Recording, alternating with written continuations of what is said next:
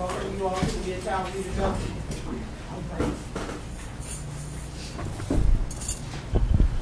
To the Midtown Redevelopment Board meeting. This is July 12th. And I welcome all the board members. I thank you all for being here and staff. We have something that we're going to do right in the front part of our, oh, yeah. Let's go ahead and do roll call. I want to do this. Johnny Ponder. Here. Thomas Ivy. Here. Patricia Hurd. Here. Ken McGee. Here. Denise McMillan. Shirley Benjamin. Here.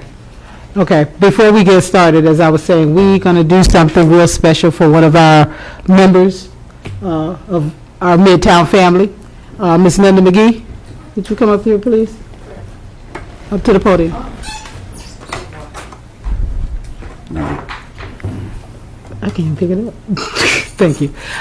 Miss Linda, for Yes, all ma'am. that you do for Midtown Redevelopment, Oh, wow. we want to give you this appreciation. Oh, wow. And I wanted the board members, I think Ms. Benjamin hasn't seen it yet, but we really do appreciate what you do for our children and for us, Oh, and for all the things that you're doing with the festival, which is great. I think I told you that when I was there. thank you. It's wonderful, and the banquet is getting bigger, and it's your vision. Thank you. And you make me feel good and make me feel that I can keep going on just by knowing that you keep going on, because you don't get the love and respect that you should get. I don't think you should, that you get. Oh, thank you. So I'm really happy to present you with this nice little gift of our appreciation and our love for you. Well, I sure appreciate it. And I thank Charlie Vernon for always being there with me, been with me for 11 years, and like a brother. And I just thank you, Ms. Ponder, for your support and all the board support, and all of the participants and the children who really benefit from everything dealing with Juneteenth. And this board has made a tremendous difference, and without its support, Juneteenth wouldn't be what it is. So thank you for keeping Juneteenth alive. I really appreciate that dearly and sincerely. Thank you. Thank you. Oh, yes. Each and every one of you. Oh, I show everybody a pound cake, honey. We're going to get pound cakes. We're going to fed as Christmas turkeys. Go ahead. It says certificate of appreciation presented July 12, 2011 to Linda McGee by the Midtown Redevelopment Area Board for your participation and leadership of the Juneteenth Committee. Johnny Ponder, Board Chair, Charles Bryant, Project Manager. Oh, Yeah. it means the world. Thank you. This is going to go on my wall tonight. All right, good. Thank you. And thanks to your board, and you know we love Charles and what he does for the community. So, but this is your time. Thank you so much. Okay. You have a great one. Be safe. Good evening. Okay. Approval of the minutes for June 14th, 2011. Everybody should have got their packets and read their minutes. Do we have any changes?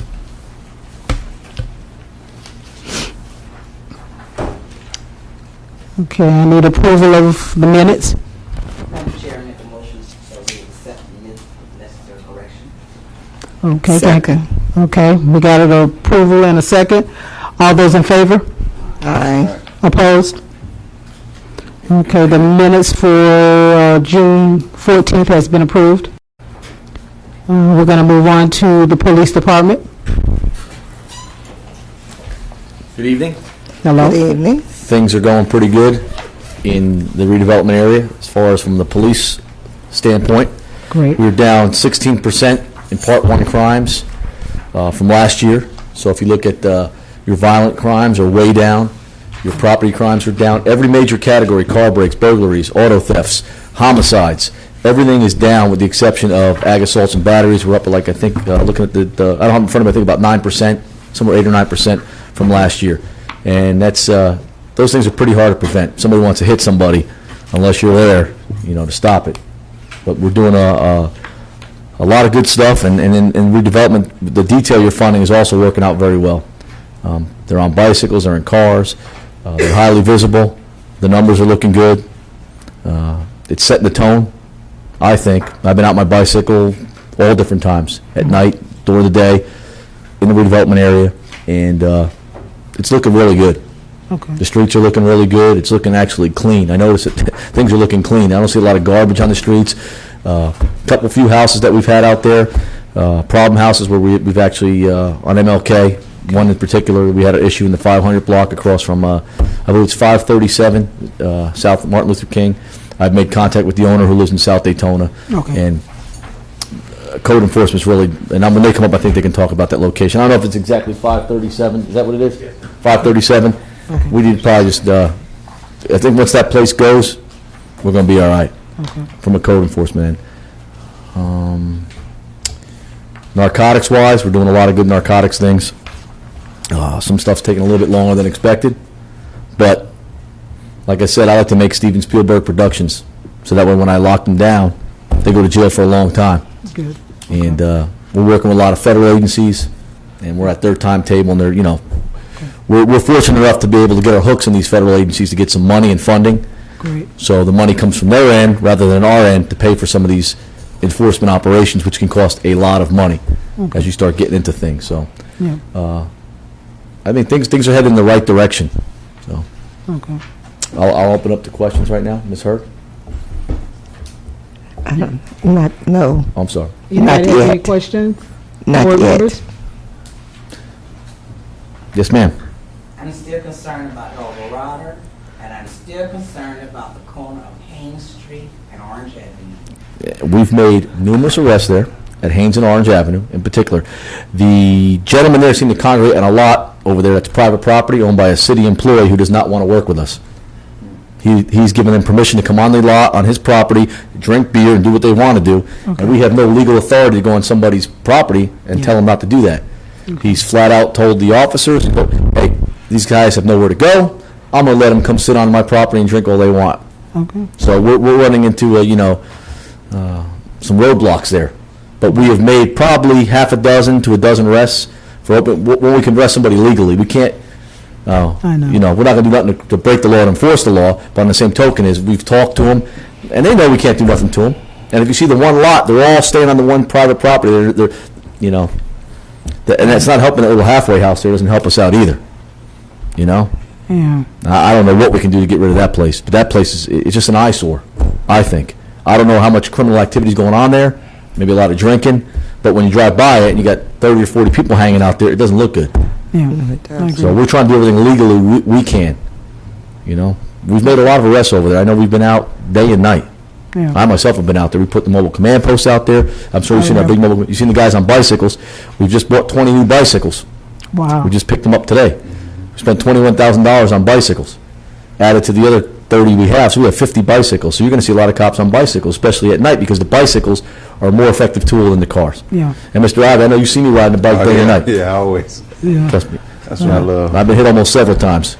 But, Yeah. Be that's- safe. Yeah, it's, But we've been, you're going to see some relief there. I know I know you want to see relief there right away, but there's certain things we got to do, and our hands are tied, and, we're dealing with the state attorney's office. That's why I try to take things to the federal government. We get more done working with the feds than we do with the state attorney's office. Yeah. If you look at some of these guys arrested 30 or 40 times for drug charges and they're not getting any jail time, it's frustrating. But, you get a guy taking federal and he's getting 25, 30 years pleading straight up. So. Captain, I know we was talking about, I think it has to be El Dorado. Yes. El Dorado, and it's not, when you're coming down El Dorado, it's this house like I go down off of MLK, it's like on the right-hand side. I mean, it's constant traffic. I have to agree with Ms. Benjamin on that. Is it on the east side or the west side? It'll be on the, Down from the Safari? yes. Yeah, right across the street, Caddy, No, go down like you're going toward Lincoln. Going west. Yeah. on the right-hand side. Yeah, and that area is getting pretty bad too, even in the daytime. Another thing that's pretty bad is, I'm in business also, and most people that have business have regular business hours, and that's why when we get to the prohibited uses dealing with the car washes and different things, I don't think no car wash be open 2 o'clock in the morning. That's right. So you might want to Well, check some of the car washes. And there's some things. stuff coming down next month that you'll Yeah. probably solve some of those problems, not all of them, but I can't say too much, but We did something a couple months back. You saw something right back about 4 or 5 months ago. Yeah. There'll be something else coming. I know some of the concerns that the board has, and I know I address it too, because as my mother get older, we have a lot of older citizens, especially Absolutely. in that community, Absolutely. that likes to sit out on their porch. Yes, sir. And sometimes, I would get a call from my mother like, well, could you just ride by? Mm-hmm. And I'm like, yeah, well, could you just call the police? But, outside of that, I mean, I think crime and stuff is down too. You're always going to have a late night ride. We were out there 4th of July, right on Magnolia, Haines, and I seen a lot of families out there barbecuing, lighting fireworks off, having a good time. Yeah. But that's because it's getting quiet. The only other thing too is Everybody's having fun, it seemed. the walkers, I guess, between 12 and 3, Coming off of Ridgewood, going down there working up, yeah. yeah, on MLK by what Gerald, where we just Yeah. put an investment in the community, invested in that, and if we don't. Where's that at now? By Loomis? Loomis. The Between Orange. You talking about the Avenue prostitutes and, out there? Yeah. Yeah. That area there. We've made over 72 prostitution arrests in the past 3 months. And we actually hit MLK too. We push them down because they know a lot of them are coming down MLK now because Ridgewood's getting hot. So they're walking down there. We're doing operations like at least once a week. We're locking them up. I'm telling you, it's hard to get these people, dealing with these court systems. But we're not going to stop. We're going to keep doing our job, locking them up, locking them up, locking them up, locking them up. But we'll definitely address that. And Outside that, the area is. you'll see some relief on El Dorado coming next month. Okay. We've been really, the only issue I see coming up is we're having some issues with PPU, with the kids being out of school.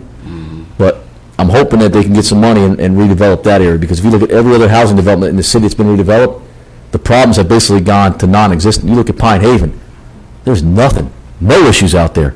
If you go back 15 years, you might get 30 calls a week there, 30, 40 calls a week there. If you look at We were wild back in the day. Yeah, I know. We calmed down. But if you see what I'm talking about, the redevelopment, that seems to be like the last place that we're dealing with a lot of issues here. And I'm hoping we can just get in there and get some money, some federal monies, and redevelop that. And then go on to Caroline Village, because we got Jean Street pretty much under control. Yeah. We took that back. But it seems that we're getting a lot of calls on PPU. And if we can I think if we can just get that under control, we're going to be all right. But other than that, we helped out the Juneteenth Festival, and they did a great job with that. And also the banquet. The banquet was very good. And I think I didn't know idea how huge it was when I saw the crowd that participated over at the Speedway. And then the event on that Saturday, there must have been 3,000 people there in and out throughout the day. That's wonderful. We missed you, Miss Pat, being there. June at the festival. Go ahead. Yes. I miss being there. I have a comment on speeding. I know the police department is doing a fantastic job. I even had a text asking me if Chief was taking up some of the fines for running traffic lights. I don't know what to get from those, but it doesn't come to the police department. I don't think it goes to the general fund. No, well, I told the person, no, I did not read the article. Oh. I did not comprehend it as being that. But I am concerned over on Mason Street just yesterday. On Mason Avenue, I turned west off Nova Road, and a young lady went in and out of traffic twice before she turned into the hot spot. Okay. I'm just concerned about people driving, and I wish if we give you the tag number tickets. Yeah, but it's hard to do something after the fact. But we've actually been working at that intersection there, the Shell station. We've had a lot of people getting their cars robbed. We solved that problem. The hot spots are a pain in the neck. I'm telling you right now, we shut the one down here on Nova Road, no more problems. And we had to, basically get these landlords to evict them. And hopefully we just keep harassing them and getting out there and locking them and making problems. Yes, it's terrible. It's terrible. It looks like Night of the Living Dead out there. May I also- Zombies walking around here, I'm telling you. If you've been up there on Mason Ave, what she's talking about. But we'll talk about that another time. Yes, may I also indicate too, from the Shell station, can't that be just a right turn coming on to Mason Avenue from the back? That's private property there. They get, But couldn't the city put a right turn there rather than they coming out in traffic trying to make a left turn? You're looking at two state roads too, so you gotta get the state. Oh. Yeah, we Not can't. only that, I think that would be more like a city commission issue because it's out our redevelopment zone. Okay. Yeah. That's the only thing I Pat, would. you just call, we'll help you out. You know, we'll put some units up. No, put some units up well, there. Once the word gets out, the cops are working that intersection, it'll cool down for a little bit. Any more questions, board? Well, we thank you for supporting us, and keep the detail going, please, and I'll hopefully see some good stuff next month down there. But we didn't forget about you, trust me. If I Thank can you go in for there all with a you do. baseball bat and break doors down, I would do it, but, you know, I'm guided by the Constitution also. Well, So, we thank you for all that you do for Midtown, because you've helped us clean up, and we're trying to clean up the area, and we really thank you for all you do. I think it's getting really a lot better. Bethune-Cookman's getting more involved with us, the university, the security department, they're helping us out, and I think it's just heading in the right direction. It's just gonna take some time. Yep, But it's gotten a lot better. I've been here 22 years working for the city. yep. And I've seen it go from where it was to where it is today, and that's because you got strong boards, you got money coming in, and you got people making the right decisions and not wasting time spinning our wheels. So keep doing what you're doing, and we'll keep doing what we're doing, and we'll hopefully get this beat. Well, we're glad you're out there helping us, so Yes, thank well, you. if you need And something, I y'all know- have my number, just call me. Yeah, well, we know we Okay. can depend on you, so thank you Okay. very much. Thank you. Thank you, have a good night. All right, you too. Thank you. Bye. Okay, code enforcement. Oh, boy. Good evening. Hello. Good evening. Code enforcement is doing the lot cleanings as we did said last month. Nothing's really much changed, but trying to keep the junk vehicles and the lot empty vacant lots, keep them clean. 537, which Captain spoke about, the owner has upkept that property. They removed all the rotten woods that was on that property, and they're fixing it up. The Haynes and Orange Avenue, All we have is pictures, we don't have any addresses or details. Okay, what is that? okay, that's the mobile command right across the street from Orange and Haynes. It's the vacant lot, just showing you that the mobile, the police department was there. That was early morning, about 8 o'clock. That picture was taken. The property, I issued a notice of violation to the property owner to keep the property clean of debris, no porta potties or anything of that nature. Trying to get him to remove the seating arrangements that were made by our citizens of Daytona there. So a notice has been sent, and if not, then the city, I'll put in for the city to remove them, the debris or any type of seating arrangements that they have there that's connected to the trees or hammered into the trees, nailed to the trees. Okay. But basically, what our focus is removing junk vehicles, a vacant lot on MMB and Fulton, right on the corner. That was excess of high grass and weeds, and the owner mowed the property. It's the corner of Fulton Street and MMB. Trying to picture it, I can't. Go ahead. Yeah, this is a dilapidated home here on College Park. With Mr. Smith, I'm working with Charles to see if we could demolish this property. This property's a nuisance. Vagrants have been camping there. It's just a real bad eyesore. As you can see from these pictures here, it's just a dilapidated property right on College Park, 214 College Park, which we are trying to get demolished. The building official has condemned the property. We posted it. Charles and I have gone to the property, and he's seen how bad of a property it is. I believe he spoke with the property owner to obtain permission to demolish the property. So that's a work in progress. Okay. Hopefully we'll get that demolished. Have you been keeping an eye on the Sitco station on ISB? No. No? Okay. You may want to take a look around in that area. And Any questions, board? Yes, I have a question. I'm still concerned about the property behind Jay's Car Wash. That property, they mowed the grass, the high grass and weeds. They did mow it. The vehicles that were parked there, I had them removed. I spoke with the owners of the vehicles, and they removed the vehicles. So the property, as of today, I passed by before I came here, and it was vacant. There was no violations on that property. And as it has been stated earlier, we are concerned about car washes staying open 24/7.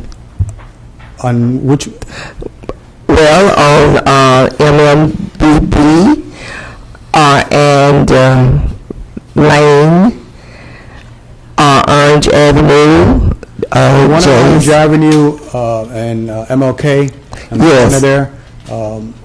Before I came here, I was speaking with the business owner, and he informed me he had a license. So I haven't had a chance to find out if he does have a license. I have to check up on that.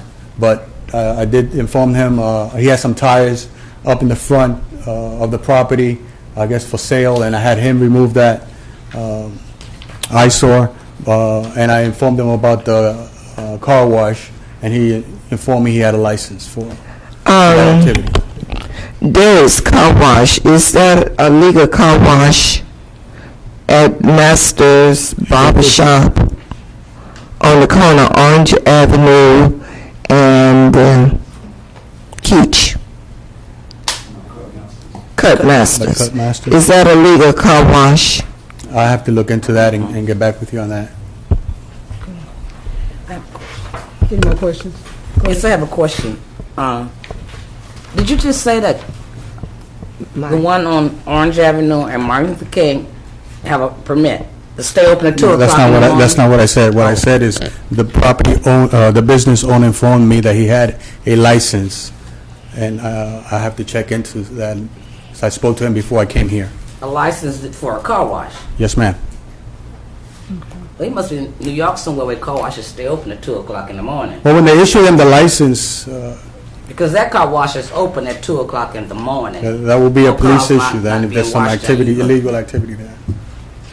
My suggestion would be that when you go and speak to him, again, please take someone with you, the police or Charles, because, just because you need to have somebody with you. Any more questions, board? No. Okay. Do take a look at the Sitco station, please, on ISB. Because there's things going on there that needs to be checked out. And one thing is filth, but the other thing is just, They're gonna handle Phil. yeah, there's a lot of people just hanging out there that probably shouldn't be. And Okay. It's busy there anyway, but just kind of breeze through, if you wouldn't I mind. have more info for you on that. Hmm? I have more info on that next time I come and see you. Okay, that's fine. All right, Thank you. thank you. Thank you. Oh, boy. Now comes the real biggie. Prohibited use, LDC's text amendment. Madam Chair, before we get into the LDC, Yep. I notice we have, I think, the Health Department, I can't think of her name, but, Suzanne? yes, that, I think once, if we had a small briefing from the Health Department, because I went to the PACE meeting along with Charles, and when I went to that meeting, I forgot, but thank you.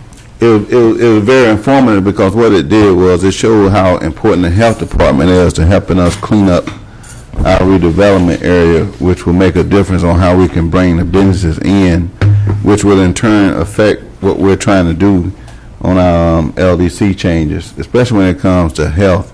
Like, people might say, well, why y'all worried about a car wash being closed? Why you worried about a street not being right, or a street not having sewage, or a street not having proper Lights and stuff. lighting and different things? Well, this is one of the reasons that we need health department. I think it'll give a better understanding as to why we're saying things, why we're trying to limit things that are not healthy for our community, such as some of these different convenience stores that's only selling things that are not healthy for our kids.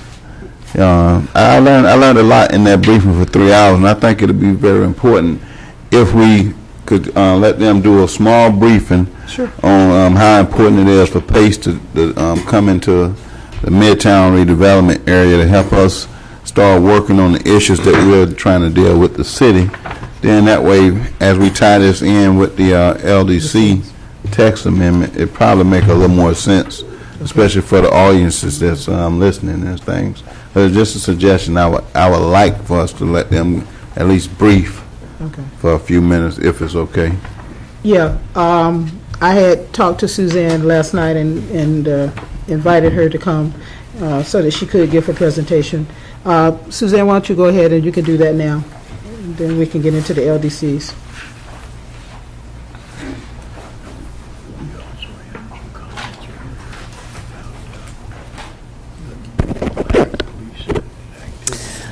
Thank you so much for having me here this evening. Again, my name is Suzanne Grubbs, and I work with the Volusia County Health Department. I am a health inspector and environmental specialist there, and so my traditional role in public health is that of a regulator, very similar to what code enforcement does. We have a number of establishments that we perform inspections at routinely.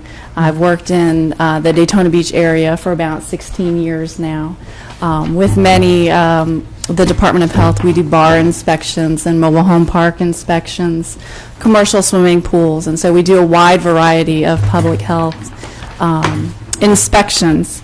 And that's what we consider traditional public health, is clean water, safe food, sanitation, like with septic systems, sewage on the ground. Traditional public health handles all of those issues in a community.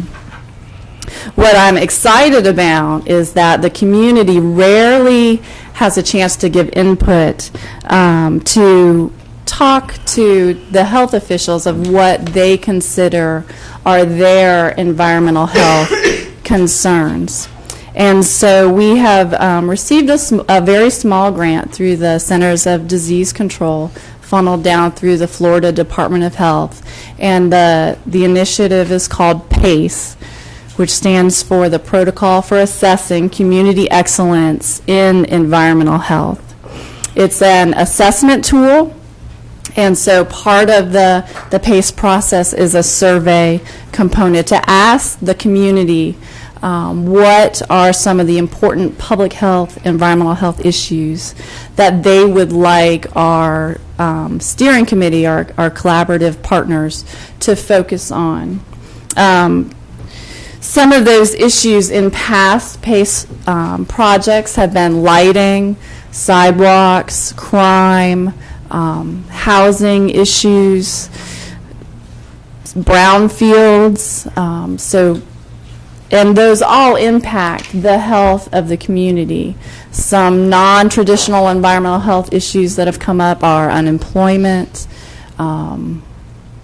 economic redevelopment in areas. And so we have an opportunity to ask the community what they would like the health department to focus on.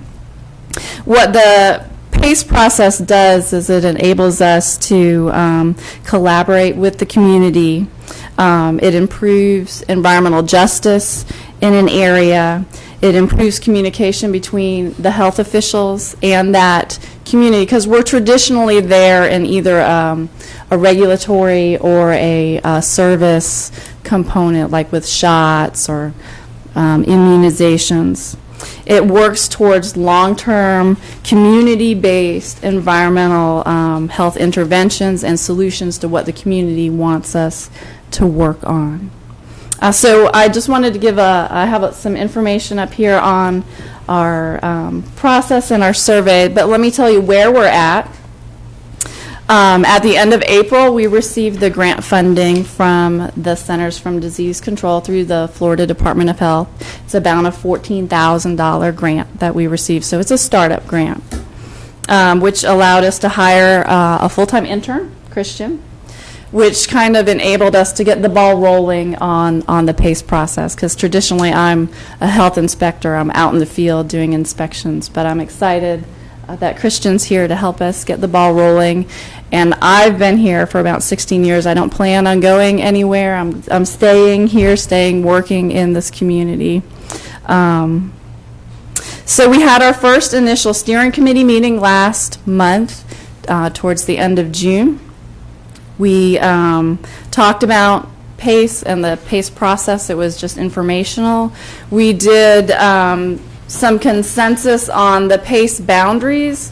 And so I brought a diagram of kind of what the steering committee decided on are the PACE boundaries for the community that we're going to be working in. And it basically runs from Mason to Shady Place, from Ridgewood to Nova, and then there's an additional on the west side of Nova from Mason to ISB going to White Street. And so that was what our steering committee had reached consensus on as to the project area that PACE would be focusing in. We also finalized our survey. We received input from the steering committee on some issues that they wanted added to the survey. So we finalized our community survey, and right now we're currently working on distributing that survey into the community. We're doing that a number of ways, and eventually we'll be going probably door to door in some of the community areas. Right now we have it at a number of summer feeding sites, so we're getting parental involvement. We're working on distributing it to some faith-based organizations. And so we're just working on getting our survey out into the community. Once the community identifies those issues, the steering committee works on ranking those, and the survey kind of does that already, and that the percentages that someone identifies an issue kind of already ranks that issue. But we'll be further through community forums and with our steering committee ranking those issues for us to work on.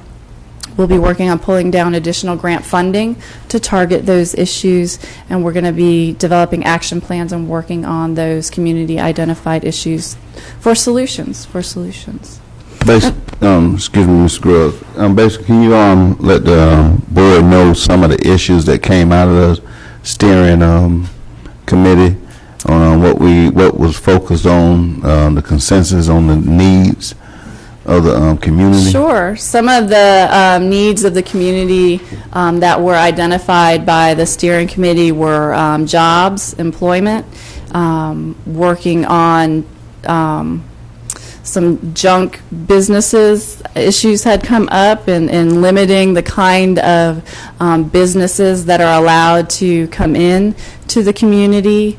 Work on developing further access to fresh fruits and vegetables, getting better grocery stores into the community.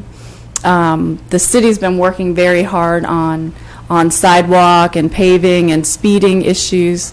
We just heard code enforcement talk about abandoned housing, and Charles works very hard on the abandoned housing issue, but that typically tends to be an issue. Vacant properties that are allowed to overgrow, and I'm sure I'm leaving some out, but they developed a whole list of issues that we tried to include on our survey, which we wanted to be a single page front and back for the community, so that it wasn't too labor intensive for them to take, since we're bothering them to get their opinion. We didn't want it to be burdensome on the community. Did I leave any issues out? I'm sure I did. It's okay. You're doing pretty good. I would just like for you to just mention some of the players that came to the meeting. Sure. We had a very lively meeting with a lot of people who are very passionate about their community. Some of the people who came to the table were Cynthia Slater with the NAACP. We had Sam Ferguson from the Safari Lounge and Patrick from the Tropic Twilight. We had Miss Maria Long from Tubman King Community Church. We had the Early Learning Coalition, some people from Thrive by Five. We have an additional initiative that we're working on at the health department called Achieve, which also has an assessment component and working with the younger children to get them active, access to fresh fruits and vegetables. So we're working with Achieve as well, Bethune-Cookman University.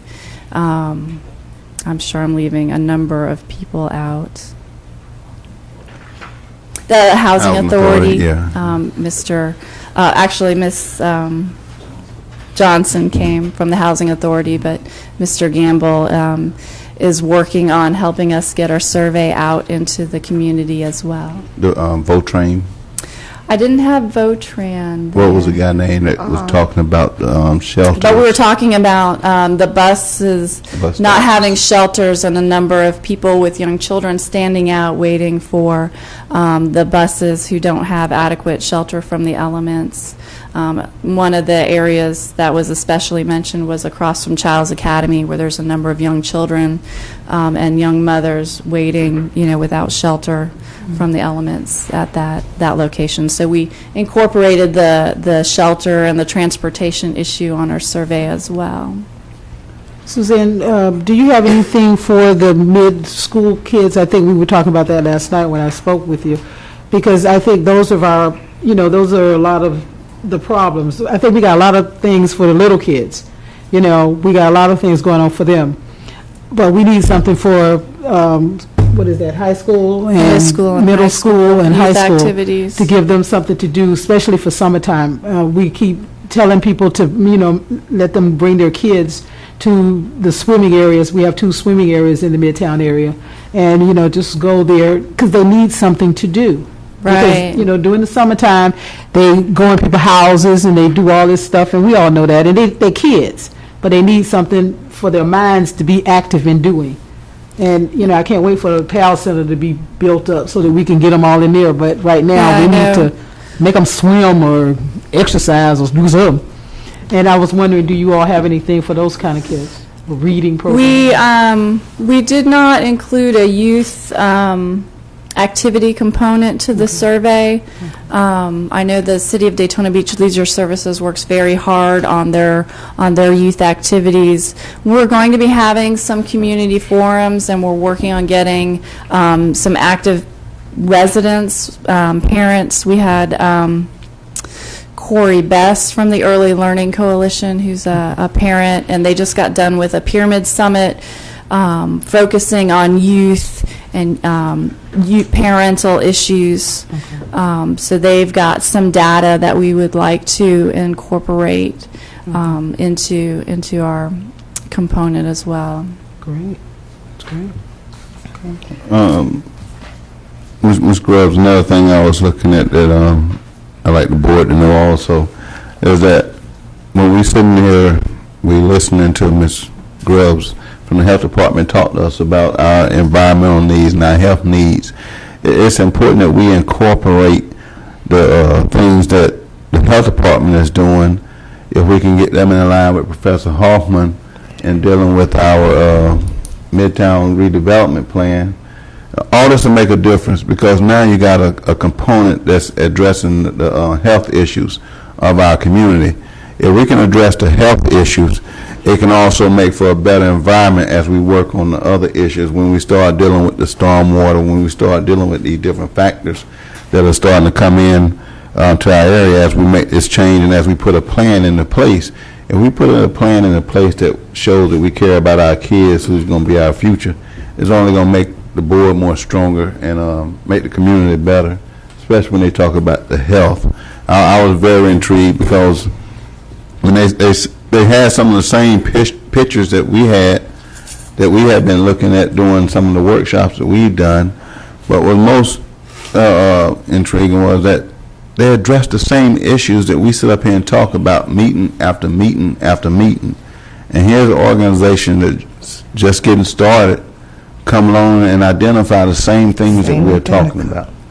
So I'm glad that Ms. Grubbs came to brief, because as we start getting into these prohibited uses and as we get into looking at how some of the things that we are saying as a board is not being taken seriously, but here we had the health department comes in and they identify the same thing. So that tells me that we're not stupid as a board.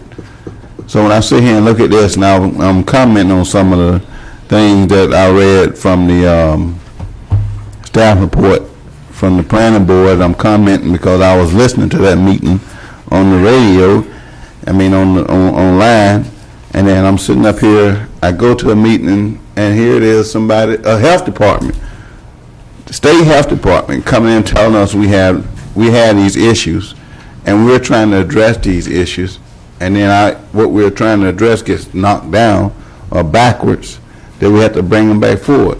So I'm very thrilled that PACE is in our community. I'm very thrilled that the health department is starting to address some of the issues when it comes to lighting that we talk about, the sidewalks, the drains, the bus stops that's not in our area. If you go outside, go on ISB in front of Daytona State, and you see where they got the nice shelters with the name on it, covered over the bus stops. I could tell the difference. If you just cross over and look, cross Nova Road and come into Midtown, and then cross Ridgewood and go over to the beach. That's where you see the difference. And that's why these boundaries were drawn up. When it actually started, the boundaries were like only basically dealing with Midtown. But when you got the consensus of a whole community and city that came together, so it wasn't just people from Midtown who say, wait a minute, no, these issues need to cover from Mason all the way down to Shady Place. It makes a difference. So when we're sitting up here looking at what can we do as a board to help the health department, I'm hoping that we'll give the health department every support or any or all support that we can to make sure that our issues are being addressed not only from a health issue but as a community issue, so that we can incorporate it into our plan, especially into our redevelopment area plan. So. Go ahead. If my recollection is correct, we had Speak louder. some comments by a speaker who came to visit, and it dealt with the relationship between clean streets and healthy environments and that positive impact on crime. It was, and I don't recall who it was, but I was thinking about that earlier when the captain was speaking to us, and he was talking about clean streets. Just as a side note, I opened my Blue Cross Blue Shield insurance statement, and it was talking about World Environment Day, and the first bullet on recognizing World Environment Day was related to organizing a neighborhood cleanup and relating to a clean neighborhood reduces crime and improves the health of the community. And that was in my health statement. Well, that's where we're trying to go. Even though we get pushed back, we're still going to keep coming with the same, because that's going to make our community better. And we're very happy that you're here to help us with that, and we're going to work with you and partner with you and let us know when the next meeting is so that maybe we can come. Thank you. And we have our representative, Mr. Charles Bryant, and Mr. Ivy. But we can all come to the meetings, because I'm very interested in that too. I think it's very nice, and it's going to help our community. So, do you all have any other questions? Yes, I would just like to say, I'm sure that the health department, Dr. Huffman, showed them our plans, our outline, because when I glanced it and read a few lines, I said, this is the same thing we've been talking about. So, thank you for your insight. Thank you for going along doing this. And I've heard things that you said about younger children teenagers' health, and just coming together as a community that I would be interested in being involved also. And if you stick around just a little bit, you might hear someone else talk about things that might go on, can go on in the community. I'd be happy to stay, and thank you so much for having me. I really appreciate the opportunity to talk with you about our PACE initiative. And the book, do you have any more books? I have, I just brought the very brief brochure. I emailed a brief presentation out to our steering committee, but I'm happy to get that to you. Thank you. Thank you. This is really important, y'all, for us to really partner with the health department, because that's another voice that's saying the same thing. I also gave her a couple of vision notes, the booklets for the vision. I'm on that board too. So I gave her that so that we can, they can know a little bit about what the vision is about, because that pertains to us and what we're trying to do. So, the more information that they have, we get up to speed on what's going on. And we'll, of course, invite them when Professor Hoffman comes back, and, Charles will invite them because he's on their board too. So he'll invite them to come, and, we all work together. That's what's going to make us do what we need to do and make successful things happen in our community. Is everybody okay? I passed out the flood insurance papers. I didn't get that. Yeah, I just gave it to you, right I there. didn't get it neither. Yeah, well, it's going to come through, yeah. Yeah.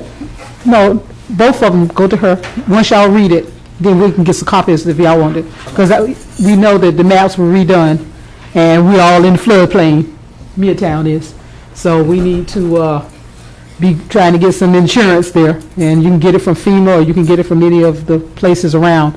But I want us to know that we are there, and that I've let you all know, and now that we're on television, that the television audience can know that we need to get some flood insurance if you're in that Midtown area, okay? Because this is hurricane season, so we need to be abreast of that. And they are having, Shannon is going to have a meeting with FEMA pretty soon, and I will let you all know when that is. I don't know, do you know, Reed? I do not. Okay, I did talk to Shannon, but I forgot.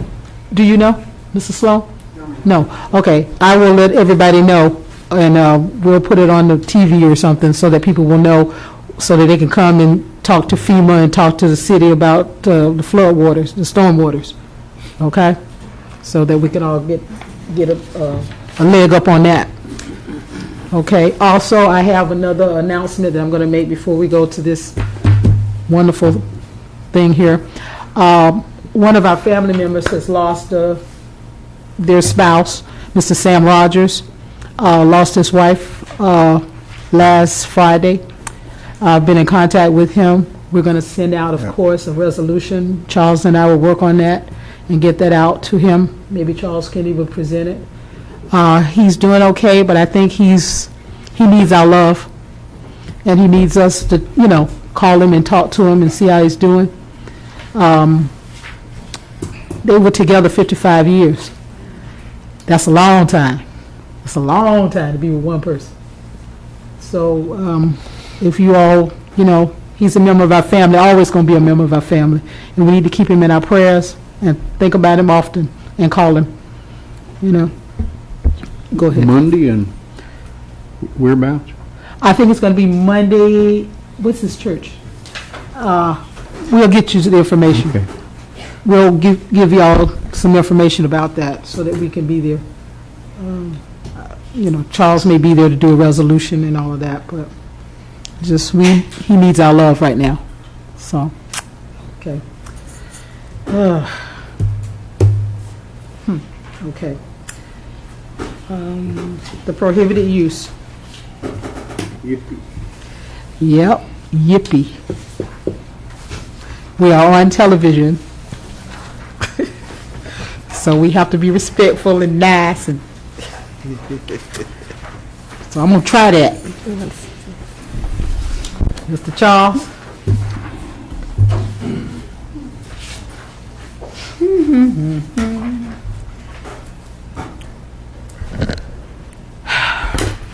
Good afternoon, Board. This is a discussion item, prohibited use LDC text amendment. This is the review of the Planning Board's action regarding request to amend the Land Development Code LDC Article 2, definitions, Section 2.1, definitions including uses and categories of uses, and to amend the LDC Article 12, redevelopment areas and districts, Section 2.2, to modify prohibited uses in redevelopment areas. At the last Midtown Redevelopment Area Board meeting, the board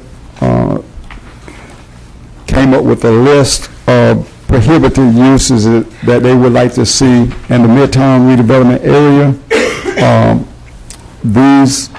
The list were car washes, convenience stores, vehicle service, light and heavy, outdoor storage, package stores, used clothing sales, used furniture sales, and vehicle sales. This information was passed on to the planning board, and according to the minutes, which you should have a copy of that's attached, you should also have a report, a staff report that was included in your package that was presented to the planning board. This was a long discussion item at the planning board, and according to the information that we received, the planning board expressed concerns that the prohibition of the commercial uses required more research to justify their prohibiting, and recommended staff initiate a separate request if the Midtown board wished to pursue it any further. Basically, I think the recommendation of the planning board was that the specific request that the Midtown board had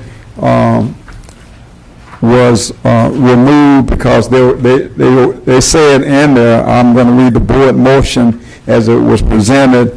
It was moved that the land development text amendment prohibit uses in redevelopment areas, DEV 2010-025, with exclusion under Midtown redevelopment area prohibited uses of removing car wash, vehicle service, light and heavy, sales and rental of vehicle light and heavy, putting the language back on the list with light vehicle service back on the list, and recommended by staff to clarify the principal and accessory use that grandfathers legal non-conforming uses.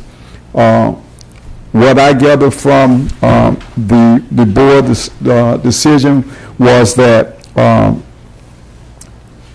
when it came to convenience stores and some of the other prohibited uses that were requested by the Midtown board, that we needed to do some more research. They didn't say, my understanding was that they didn't say no, that Midtown could not do these prohibited uses, but they wanted staff to do more research, and if we still wanted to do present these items, was to bring it back to the planning board for those particular uses. But they wanted staff to do more research on particular prohibited uses that Midtown board was requesting. That's what I gathered out of it. I don't understand staff's, what do they have to research? Also, Madam Chair, not to cut you off, Go ahead. but our representative spoke very well on the board and community needs at the planning board meeting. The problem that happens is, just like what Mr. Bryant just said and what you were just saying, I think we have a tendency to echo. How many people from the planning board come spends a dime in Midtown? That's one of the questions I was sent back. Show me where you come spend a dime in Midtown.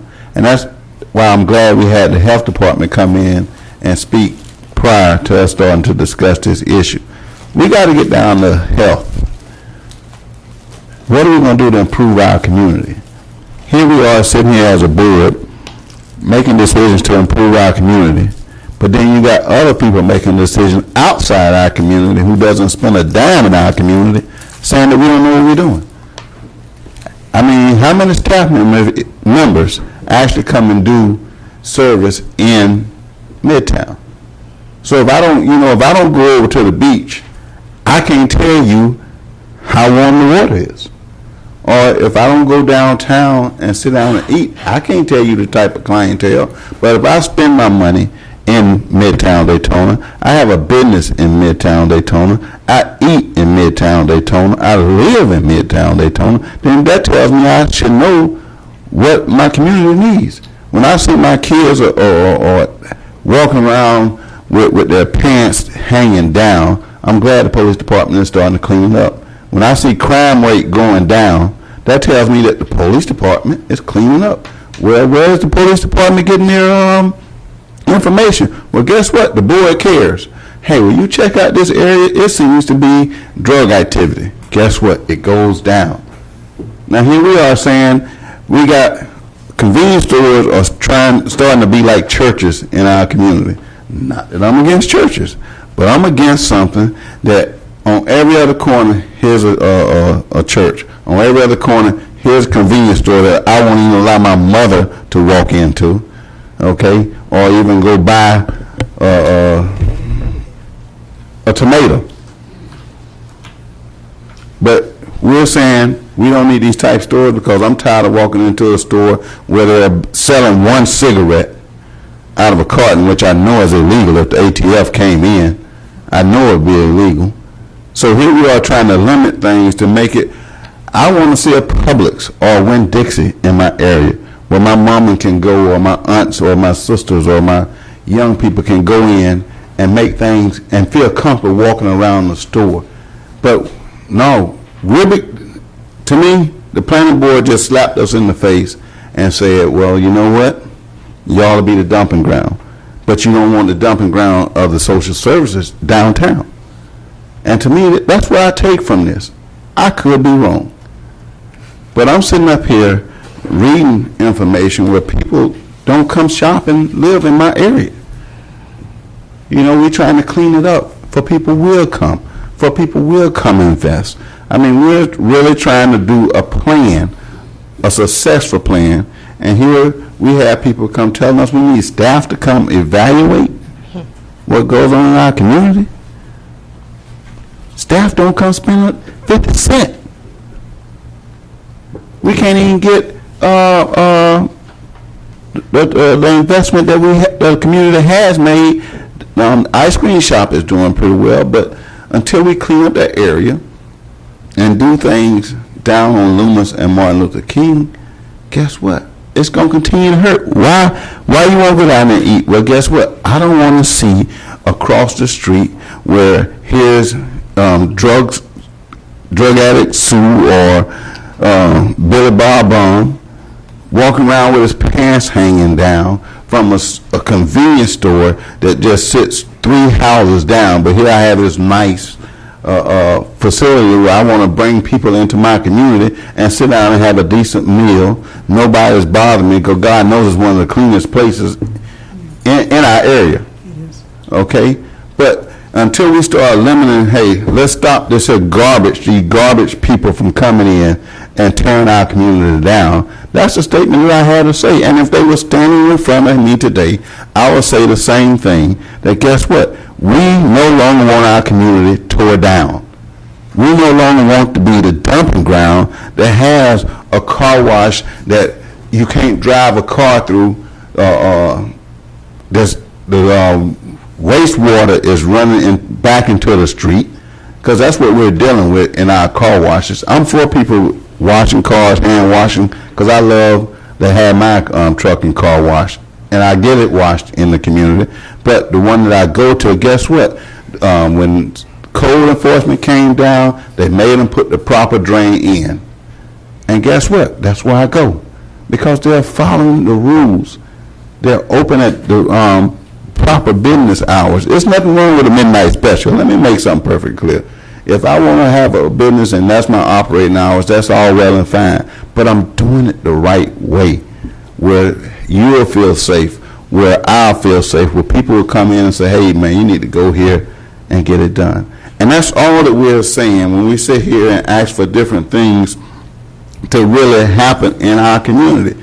We don't need staff. What we need staff for is to make sure it's legal and within the laws, and that we're not interfering with somebody making a decent living, because we want businesses to come into our redevelopment area. And I don't mean to go on and on, but when I sit here and read this here report, because I got mad and turned the system off during the report, I got mad, and I did make some phone calls too, but this is why. I mean, this is one of the reasons why. But hopefully, now that the health department has came in and seen that, guess what? This area, Midtown, has problems. Hey, maybe we got a different voice now.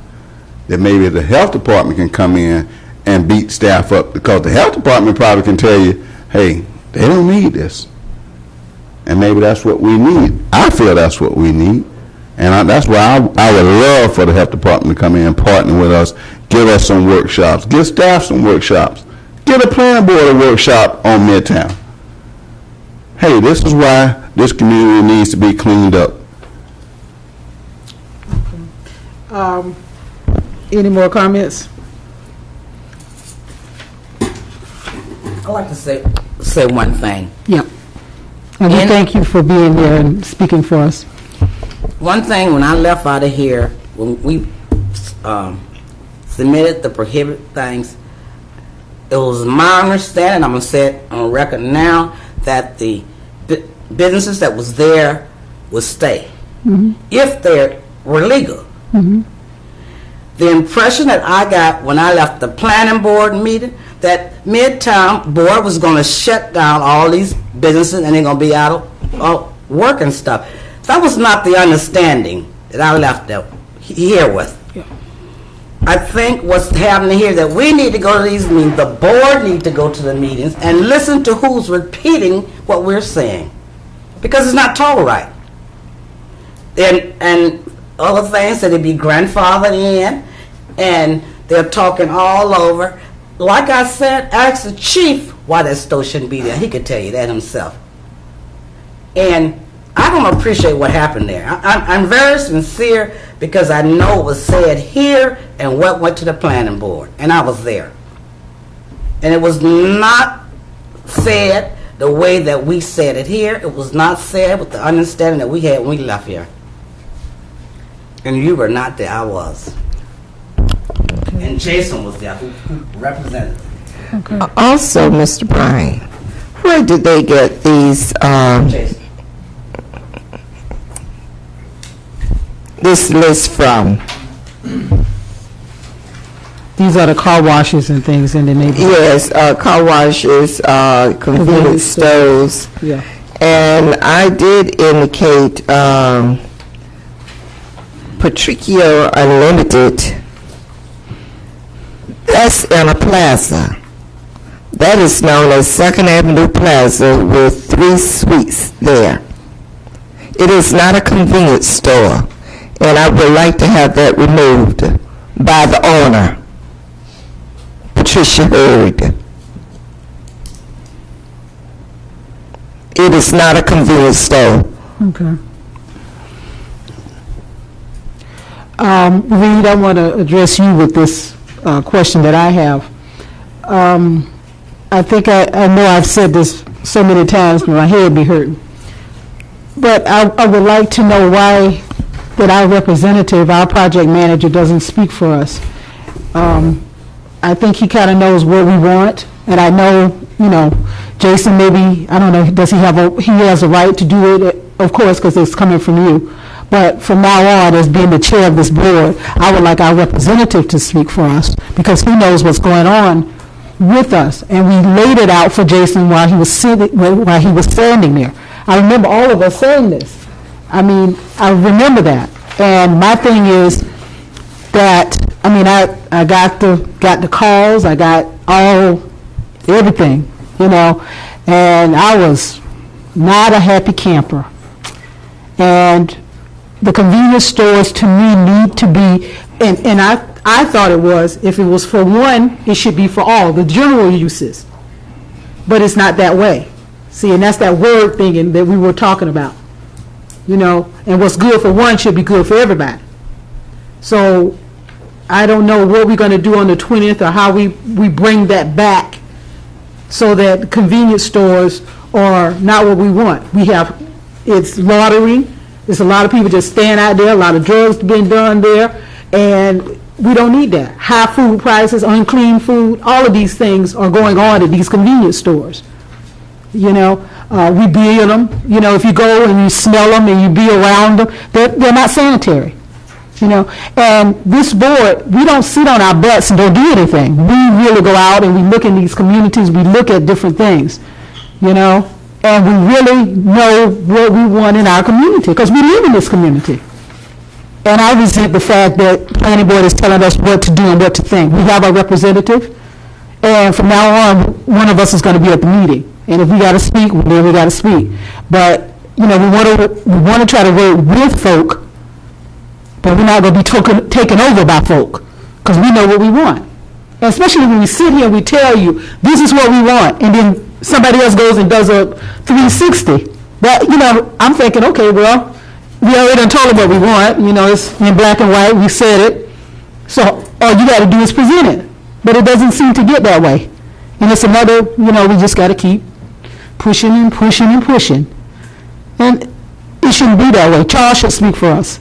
He's our project manager. I can speak to that, and that again, we'll always look to Charles and make sure he's going to take that evening out of the time, but he's certainly capable and welcome to represent the issues that come here, and we could take that step. I mean, we've had Jason, whether in any of the redevelopment areas, is typically represented most of those cases for the planning board. We certainly can make that change. Okay, but you know, you said that before. You don't mean you have that problem where we have that wording. We don't understand one another. It doesn't get from me to you. It kind of flushes down here. But I want him, as the chair of this Midtown board, I want him to start giving our report to planning board. And anything else that has Midtown, I want him to do it. That's fine. That's not a problem. Okay, that's for the record.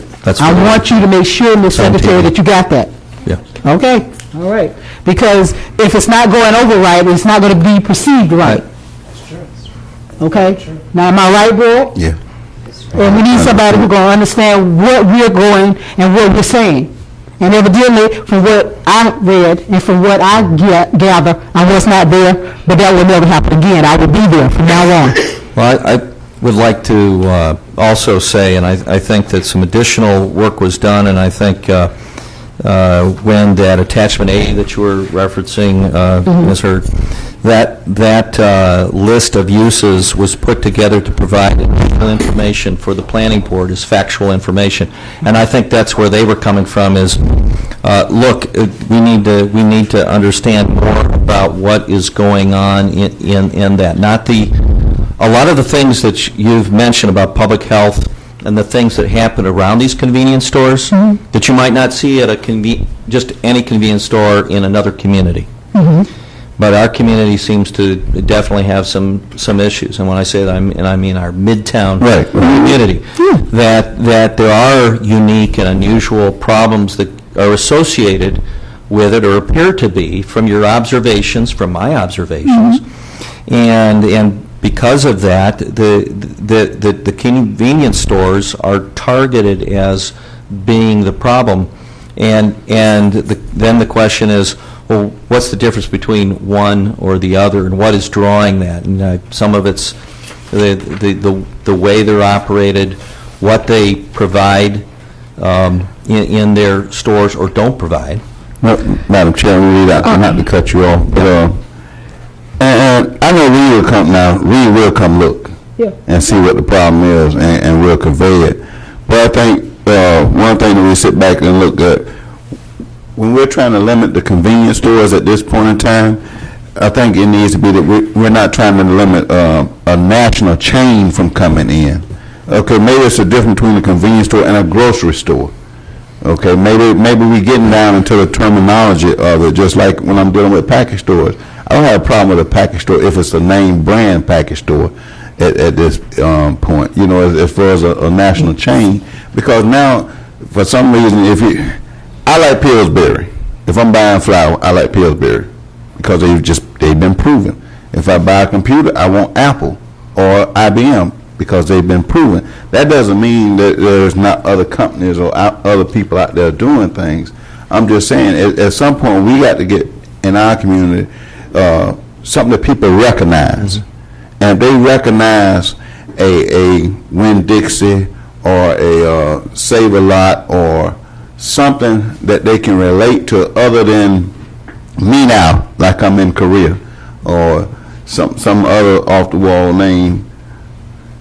You know, it's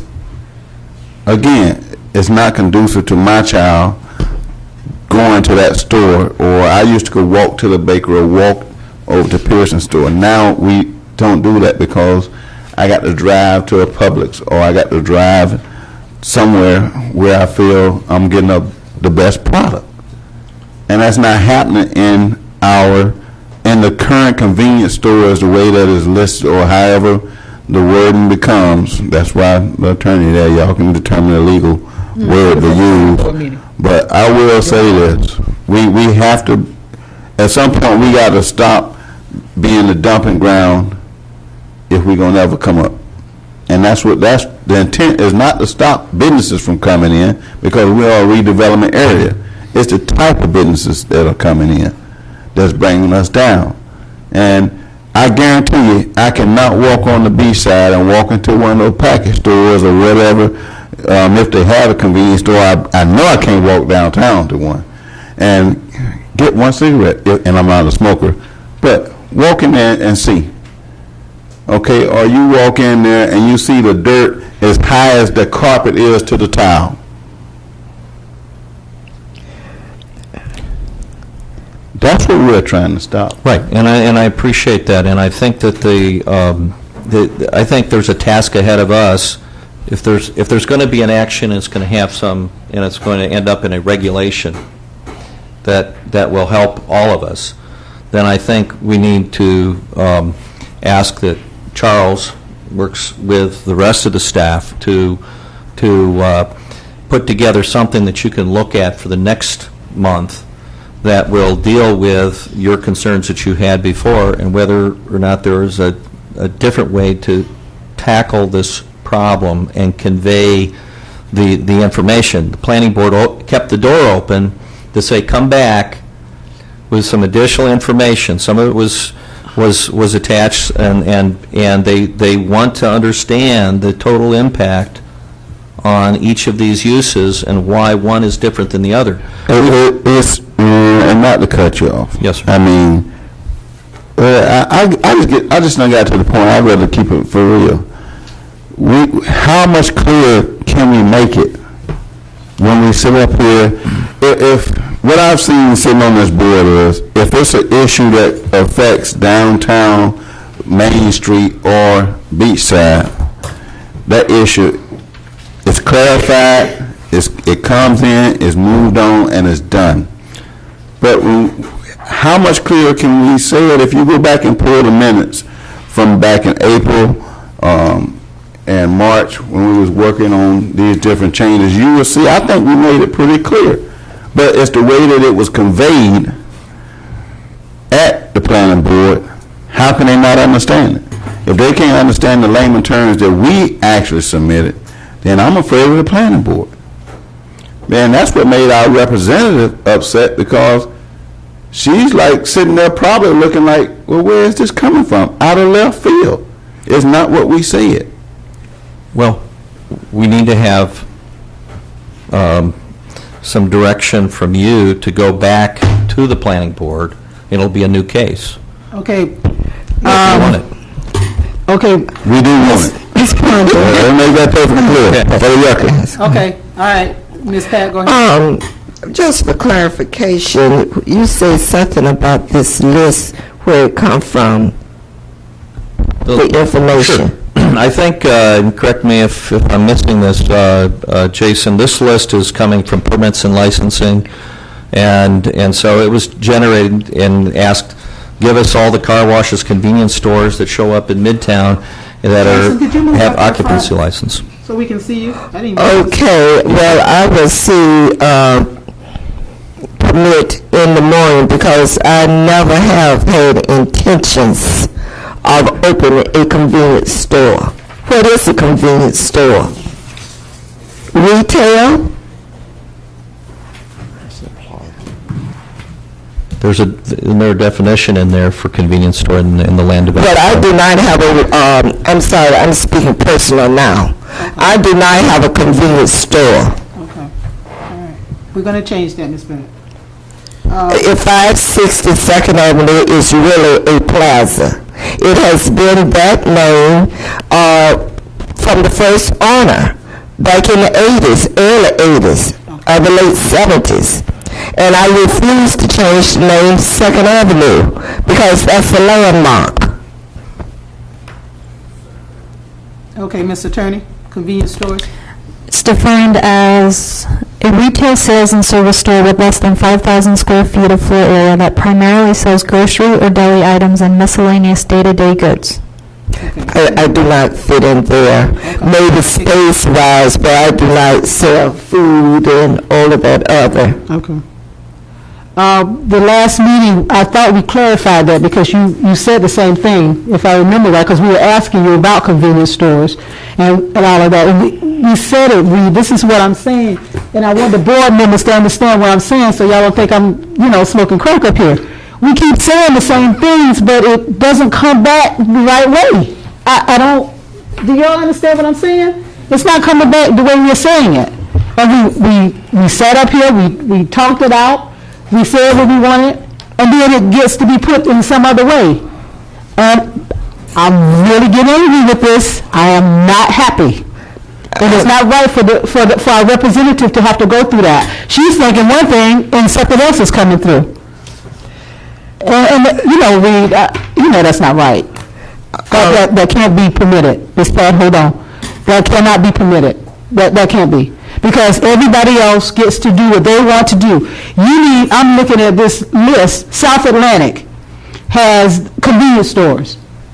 When I looked at this, I thought, okay, outdoor storages and all of these things, that come under us too. But that doesn't come under us, it's individual. Why is that not under general for everybody? Certain things that's on these different boards should come under everybody, a general use, not just individual. Do you understand what I'm saying, Jason? You're saying prohibit in all redevelopment areas? No, you're not listening. No. No, okay. One of the things, Can I pull my? Reed, that I wanted to interject too.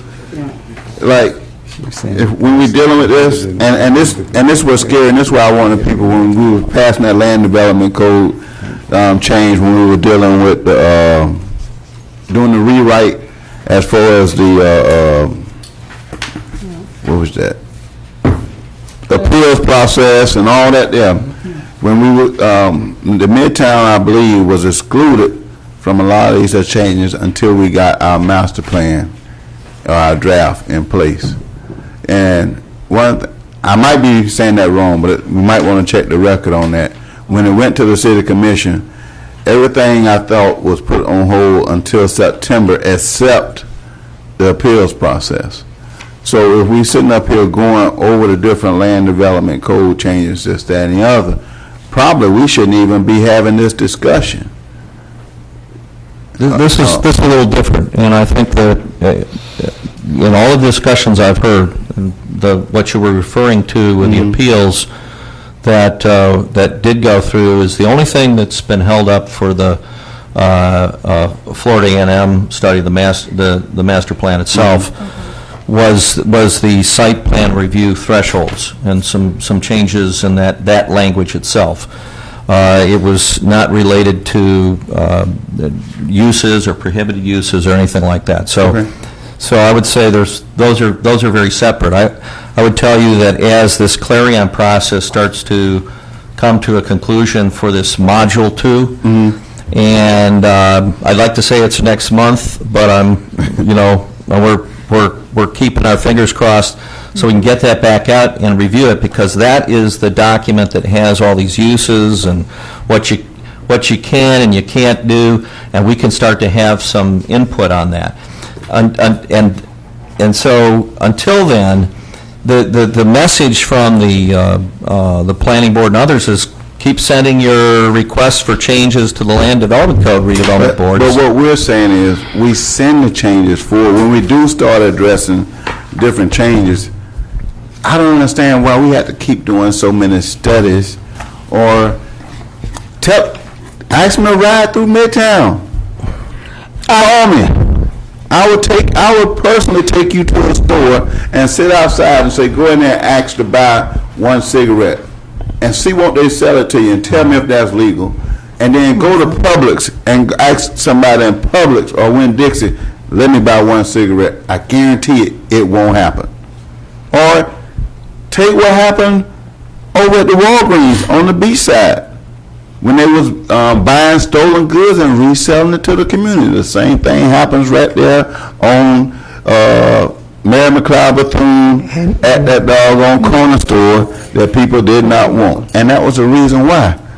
But people say, well, you shouldn't stop this. Yes, we should.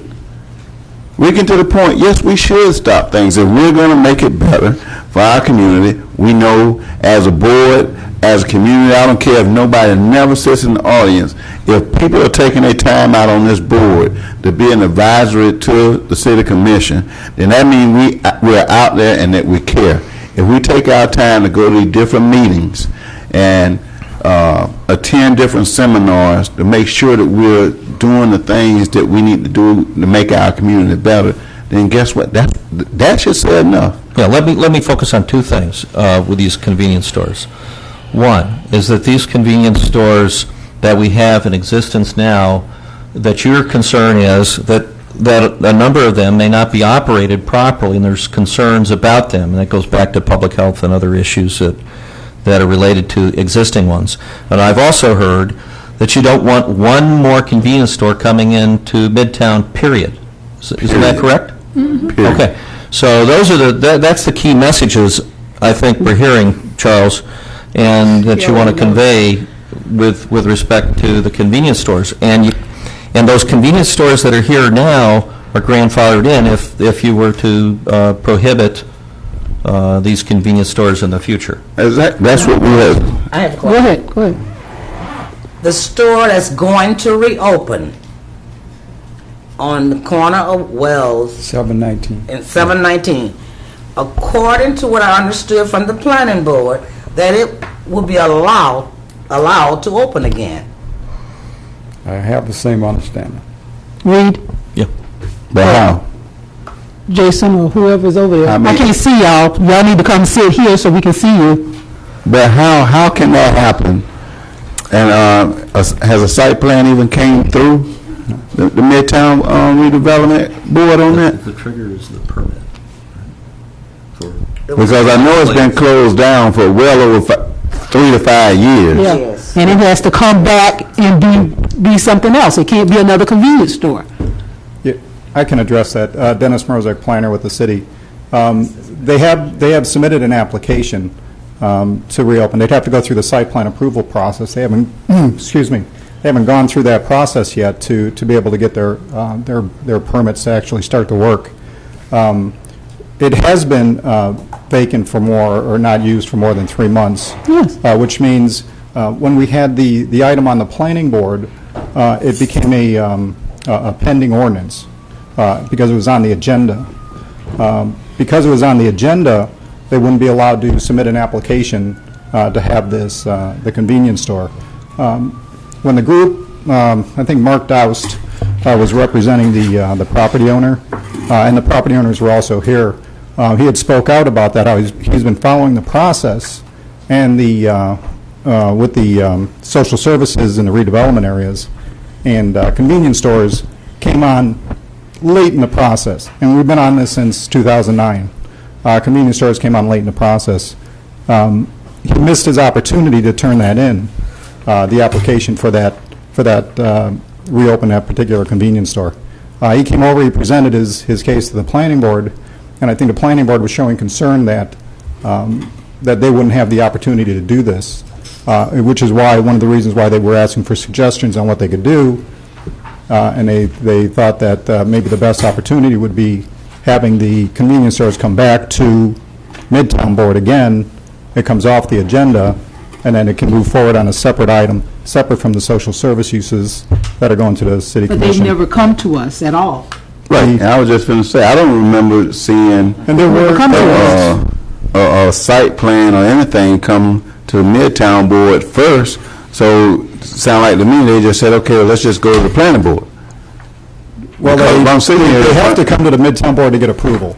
Well, it should come to the Midtown Board first, before they even went to the planning board, to even override the Midtown Board, because here goes the appeal process. If it comes in the Midtown and it falls, depends on how the categories fall.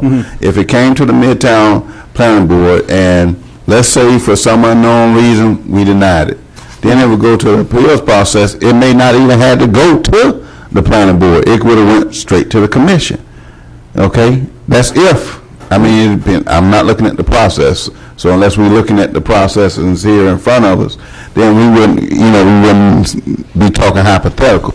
But for them to go to the planning board first, that tells me, number one, they know somebody on the planning board to say, hey, come here, present this, and then let's go try to do it this way, and let's try to bypass the Midtown Redevelopment Board. Because I would tell them, number one, guess what? You already know what you're getting ready to do.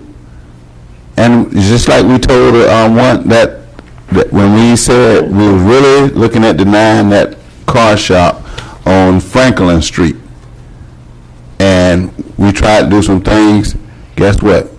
It didn't work. And it's the same thing. It's a convenience store, not even 400 feet. Thank you. On the corner. Have you walked in there?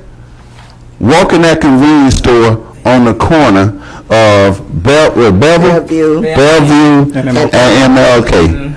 And here it is, you want to open another junk trap that sits back in the cut. 75 feet. Okay? He don't know what the cut is. Yeah. Explain the cut. That sits back off the road. Thank you. That is only going to draw the same type of things that we're trying to omit out of our community. And it's not that, again, it's not that we're here to stop businesses from coming into our redevelopment area. We will not be able to attract a food, a major chain or a local company to come into our redevelopment area if the staff continues to allow people to come in and open this garbage. Every block. And that's what's starting to happen. And when I come to some of the meetings, like the marketing meeting that downtown had, and just so happened he had some circles that was big enough that pulled in the Midtown area. It will work if we clean it up. It will not work if we continue to be the dumping ground. And that's why we're trying to get in line with a downtown. When they don't want a restaurant or whatever downtown, guess what? It didn't come back and say, well, hey, let's do this, that. It passed. Yeah. And that's what we're saying. Guess what? We don't need no more convenience stores. You don't need to study that no more. Yeah. What was the criteria for, excuse me, baby, for interrupting you. What was the criteria for Atlantic when they wanted no more convenience stores? Because it's in writing that they don't want convenience stores. What was the criteria for them saying it? Did we have to go and talk to everybody, and did they have to do all of that? Or was it just, okay, y'all don't want convenience stores, so y'all don't get convenience stores? Jason, do you have an answer? I believe, this occurred before I was here, but there is fairly well documentation of that issue specifically in the South Atlantic redevelopment plan. That was all done as part of the lengthy process when they were putting that redevelopment in place. Okay. So therefore, there was documentation to fall back on in terms of what they're prohibiting, what's in the adopted redevelopment plan for South Atlantic. And I think that's some of the information that the planning board is looking for, is where is this supported by the adopted plan? I mean, it's part of what, when planners, and Dennis could talk about this more, part of when you come forward with certain regulations, you have to fall back to the legislative process. Take pictures. And facts. And that Go, could be go a by part. and take pictures. And then you again, come that back and could you be tell part of us. the facts. That's, what, Okay. I'll work with Charles on is in terms of creating that legislative record. And there's other things, we have to make sure it's supported also. The land development code has to be consistent with the adopted redevelopment plan and with the comprehensive plan. Okay, but all those things are in process of being redone right now. And I want us to, and I want you to understand, Jason, for the record, Ms. Record Keeper, that, this is what we're saying to you. We don't want any more convenience stores. None, zero, zip, none. We don't want any more of those because they're not helpful in our redevelopment plan. That's why we really want Professor Hoffman to come back, so we can find out this process. He can help us to make sure that we're going in the right direction. Make sure that these things, we don't have to keep talking about these, because this thing is going to be in our redevelopment plan, regardless. I do understand what you're saying and what was the record, or what was said here, but I think what we were directed to as staff, in terms of the planning board, is to go back and create that record just to make sure there's documentation of what the issues are for the reasons for saying we don't want these anymore. So there's that legislative record that we can fall But we back. gave you the reasons the last time we did this. We gave you the same reasons we're giving you now. Right. And that was all in the minutes, and the planning board had that, but they want additional information, and we'll do that research for you, for this board, to create that record so we can justify these changes to the land development code. Madam Chair, I know. Excuse me, but in the meantime, we're getting the store back. In the meantime, that store is going to be put there. Is that You're not helping the store us. is going to be put there? It hasn't came back. The application come to hasn't us. been. I think the simple answer is they've submitted for a site plan. That'll go through the review process. It will come to this board for your review. Is this the draft we're talking about, and maybe on page 3, where it's citizen comments? Yeah. That store in April, that place been closed more than 3 years. More than 3 years. 2 years ago, I reported that someone had knocked the door down and sleeping or whatever in there. So the information that was given to the board is incorrect. And I think Charles had it boarded up because we used our. Yes, because we told years him. ago. I told him about it. Right. So that place, I know exactly where you were talking about on Wells Lane. Right now, the colors are red, green, and yellow with graffiti up there. And like Mr. Ivy said, it's less than 400 feet from Yimsong Food Mart on Bellevue. And he's not doing as well as he wants to do, because right now the people have started boycotting him. And then as we sit here and look at these different meetings, and I'm glad you're here, Jason, because if I look at the comments that outdoor stores, used clothing sales, and used furniture sales that should move forward because those uses were consistent with other redevelopment area plans, I guarantee you, we complained, and you can go pull the records last year, right on the corner of Keith Street and ISB, when they tried to have a used clothing sales store there, and it became a junkyard. And until we stayed on it constantly, they finally shut it down. So I don't see how that can be consistent with, I don't care what they're doing in other areas. I always say that to staff. I care about Midtown, Daytona.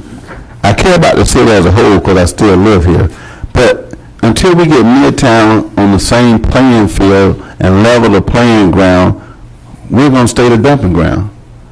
And when I sit here and read this here, then I put us on a consistent basis like they're doing downtown.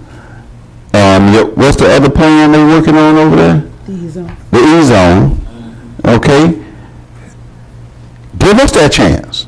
I I guarantee you, if you gave us that chance, we'll be able to get a hotel in our community. We'll be able to draw the changes that the FAMU study is bringing to us. We'll be able to make a commitment and make ourselves financially strong as a redevelopment area.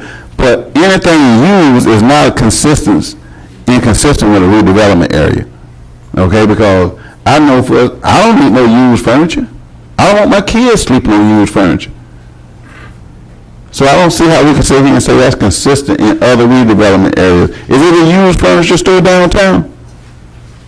Or a storage facility downtown? No, because it's general use. I guess I'm not really following exactly what your question is. I mean, okay, my statement is this. I think, what came out of the planning board is that the used clothing, used furniture stores, and outdoor storage and package stores are still prohibited. They did. And that's general for everybody. No, just for Midtown and Main Street where they requested it. Downtown did not request that. So, downtown, we had different recommendations from each of the three boards. So who said that was consistent with maybe I'm reading it wrong.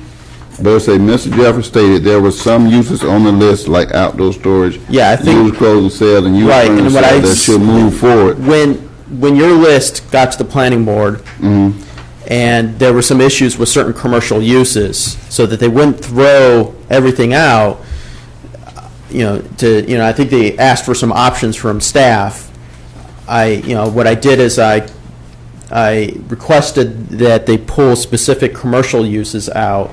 Where I think they had problems that we were not justifying enough, and then what I was saying is that outdoor storage, package stores, used clothing, and used furniture, there was sufficient record in our blight study and what's in the Midtown redevelopment plan to justify prohibiting that use. So they did go along with that recommendation. So those uses are going forward to City Commission as recommended to be prohibited, specifically in the Midtown area. Well, one thing that I'm sure. And the downtown board did not request that. The downtown board, for instance, when it comes to the used clothing, used furniture, that is only prohibited in certain zoning districts, not the entire downtown redevelopment area, and they wanted to stay with that recommendation. So that's the recommendation of outdoor storage, package stores, and used clothing, used furniture being prohibited was specific to Midtown. And also the Main Street board requested it. I just want to make sure that we're clear when we're asking for things to be omitted or deleted or not being allowed to. How many words can I say? Prohibited, no, can't. That is clear. And I'm glad the health department is here because maybe they can help us with the documentation that the planning board may need to understand the needs of Black America. Because basically in Midtown, I would say there's probably 90-something% Black. Probably 93% lower income. If we pull the census, you will see that it's different. We're not a Port Orange. We're not an Ormond. We do not have the resources that other places have. But if we continue to make it a dumping ground, and that's all I think we're trying to say, I would love to be in a striving community like St. Louis did. I've seen revitalization in Atlanta. I've seen revitalization in Miami. I've seen it in cities throughout America because I do travel. Okay? It happens. And it happens from people that's getting together, like this board, talking to staff, hey, let's iron this issue out. Let's address these concerns. And I don't want to sit here and, like you say, beat you to death, but I'm just saying, Jason, let's make sure that what we're conveying is conveyed to the planning board for we can all get on the same sheet of music for our plan can happen the way it needs to be happen. If y'all give us a chance, if we just get a chance, and I think that's the biggest issue, is we just need a chance because Midtown, to my recollection, has no master plan or no vision plan that address the issues of Black America, of Black Daytona, but particularly Midtown. Now maybe people people don't care, but I care. And when we're sitting here, I'm not making these, trying to volunteer my time to make decisions on things that's going to hurt the community. I got over $1 million investment sitting in this community. So my friends have investments sitting in this community.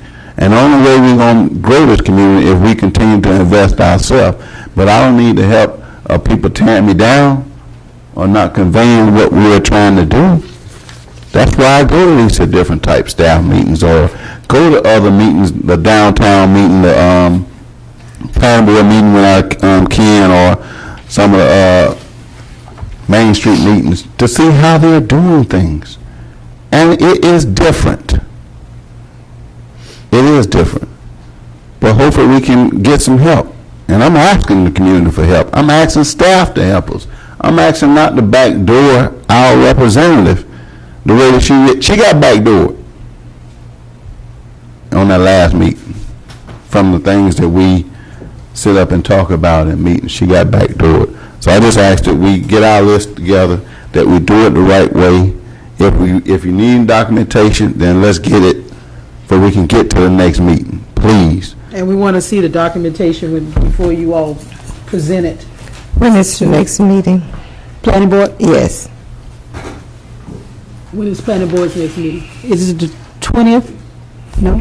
The process, if we're going to move forward here with this, is to come back to you with those recommendations Okay. in August, and then schedule in a planning board action thereafter, after you take action. And please make sure the verbiage is correct. Well, we're going to be looking for your approval of the correct verbiage. So if we don't get it right when we come back, we're going to work with you to get it right. Okay. We also want to make sure that, if I understood you, Jason, to say that this convenience store on Wells Street will not go forward until they get back to us, right? For the site plan. The process is they've submitted for a site plan, they've made application to the city. It's Okay. currently under staff review. Once that's completed, it'll come be presented to this board. Okay. Okay. Go ahead. I thought when this store is closed for X amount of months, that it couldn't go back as a store anymore.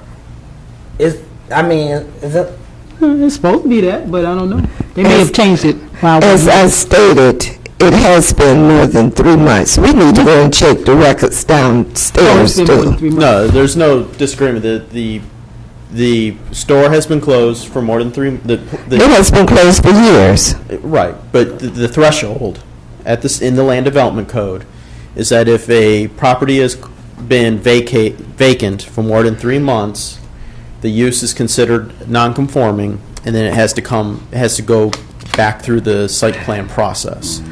So if it's a permitted use in that particular zoning district, it can reestablish, but it has to meet all current site plan standards. So be it, as long as it comes back to us. Yes. It has to be a permitted use in the zoning district, and it has to meet all But what happens if standards. we're trying to change this and you guys know we're trying to change it? What happens if it gets caught up in the process? That's what happened with the Orange Avenue process thing. Never came to us. Once a pending code is at planning board, then there's what's called in the land development code the pending ordinance. But it has to be before the planning board, and the planning board has to take action. So this is not considered pending? If It's we're going no, back and forth? that might be more of a question for legal, but my understanding, this is no longer those four specific prohibited uses that the planning board did not recommend are no longer pending. But let me ask you this then, why didn't it go to the city commission with our recommendation still? Because the way the land development code is written, only the planning board makes recommendations to the city commission on land development code changes. So the redevelopment boards make recommendations to the planning board, and then the planning board is that sole recommending agency. Well, that's not fair. You know why? Because you got everybody making decisions and we only have one vote. One vote. We have one vote for our I community. think the way the planning board is set up, there's two members from each city commission district. Okay, we done beat this dead horse. Any more questions, y'all? So, Madam Chair, on the list that we have in front of us, basically at the Midtown, we have requested the following uses be added to the prohibited use list specific to the Midtown redevelopment area. So, really, what we're getting ready to do is say, okay, we agree on these items, A through H, being on our prohibited use list. Is that what we're going to work on, correct? Unless you want to make any changes, that we will do the research and what's required to bring this back to you for next month. Madam Chair, on a couple of changes that I would like to make sure that on item number B and item number E that we put not to include national chains. Because if a 7-Eleven is considered a convenience store, if we got that, if somebody was interested in opening a 7-Eleven, we would just shut them out. So I would like for convenience store, There's a problem with trying to prohibit based on ownership. You have to look at the use, not the ownership. So we can't do it that way. that's interesting. That's why I think if you've seen where we've written some square footage requirements in there, it allowed for a Walgreens and a CVS to go in because we were larger square footage and chains and that seemed to draw the line between those smaller ones that were creating a lot of the problems. But can you understand, Reed, why we need Professor Hoffman back? He can help us with the architectural and the design standards, and he can help us to do this, because this is what he does. And we need some help with that. And staff don't know about that. Y'all know about planning, maybe. But we need somebody that really understands what we're talking about, what we're trying to do. Because we want good business. We're not trying to say we don't want good business, as Mr. Ivey said. We want good businesses to come. But these convenience stores are a hindrance in our community, and they're not going to spark growth. If I was a Publix and I own Publix and I saw convenience stores block to block, I wouldn't want to put my Publix there, because then that's going to take away from my Publix or my Winn-Dixie. Because even though they are there, the tomatoes are more expensive, all of these things are more expensive. And the food is not really the greatest food. So this is what we're saying. And I know that sounds a roundabout way of wanting Professor Hoffman, but all of this he can help us do. He can help us continue our plan. And now, if you look at all of these things, that's all they're talking about. Well, why don't you all wait for the FAMU plan? Well, the FAMU plan is going to also say what we're saying now, because we are helping with the FAMU plan.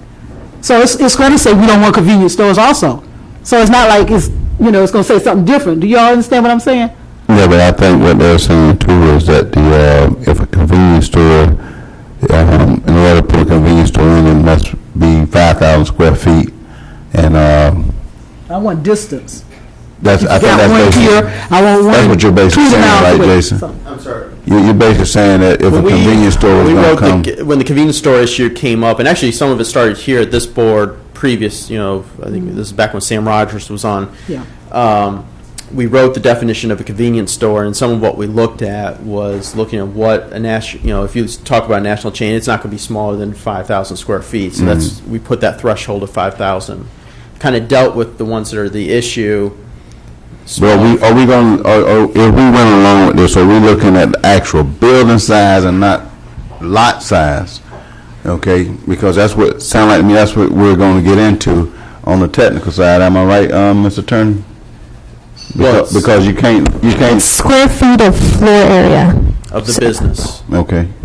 But then you see what the driving factor is then too, is once the building is of a certain, let's say a Walgreens or a 7-Eleven is 7,000 or 7,500 square feet, they're going to need certain land area to, they can't just put it in 7,000 square feet because they'll have certain parking requirements, and then a stormwater, there's a certain minimum lot area to be able to accomplish a building of a certain size and a parking lot and stormwater retention that's required by the code. Okay, and then so how do we sit back and that's going to be hard to get done. That'll be hard to do.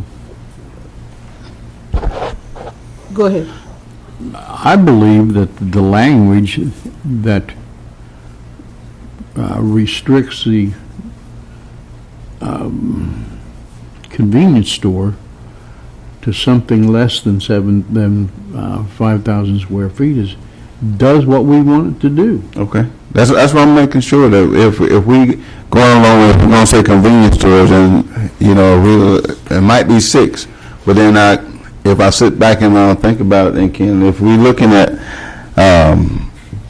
giving the planning board what they need, you can go out and take a picture of this little store that's only maybe 100 by 100, and say no, it doesn't fit into the guidelines of what we need in the redevelopment area, then that's going to make sense, because they go to language that restricts a convenience store from coming. I went through all of those battles many years ago, and I believe the language is suitable. So all we need to do is make sure our language is updated. Yeah. Basically, that's what it's going to boil down to, the language being updated. And then if you sit back and look at another thing that the board. Yeah.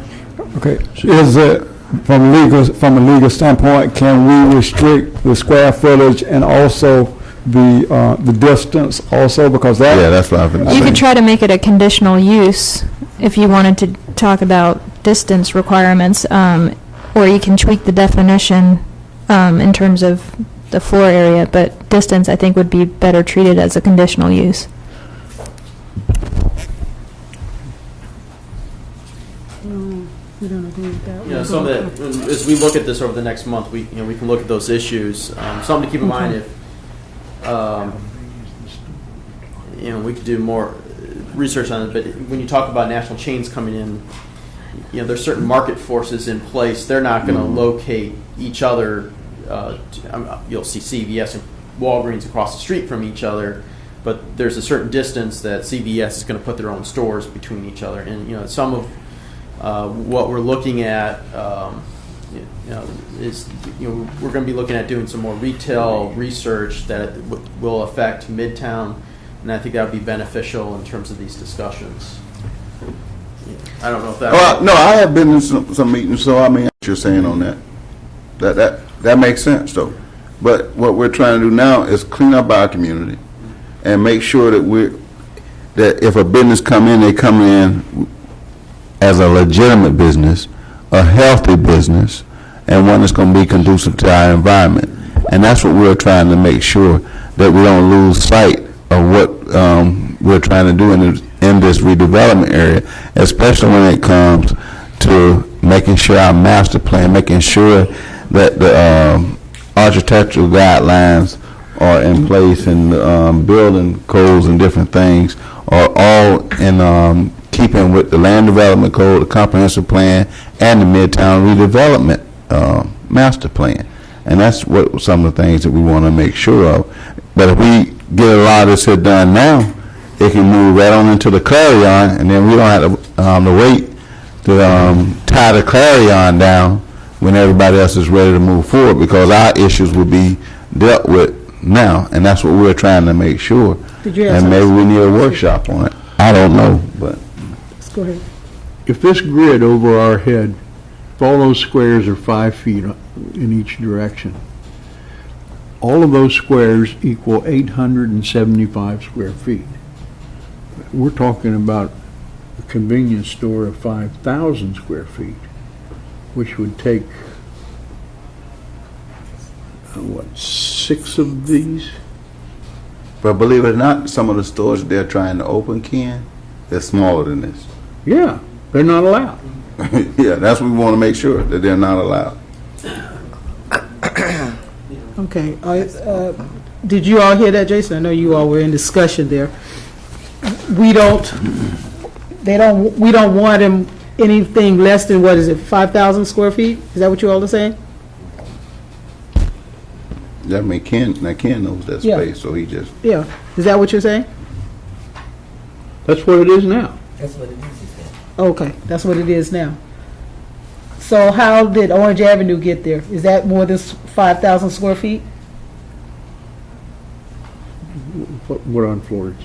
What The one on Orange Avenue And, and Caroline. yeah,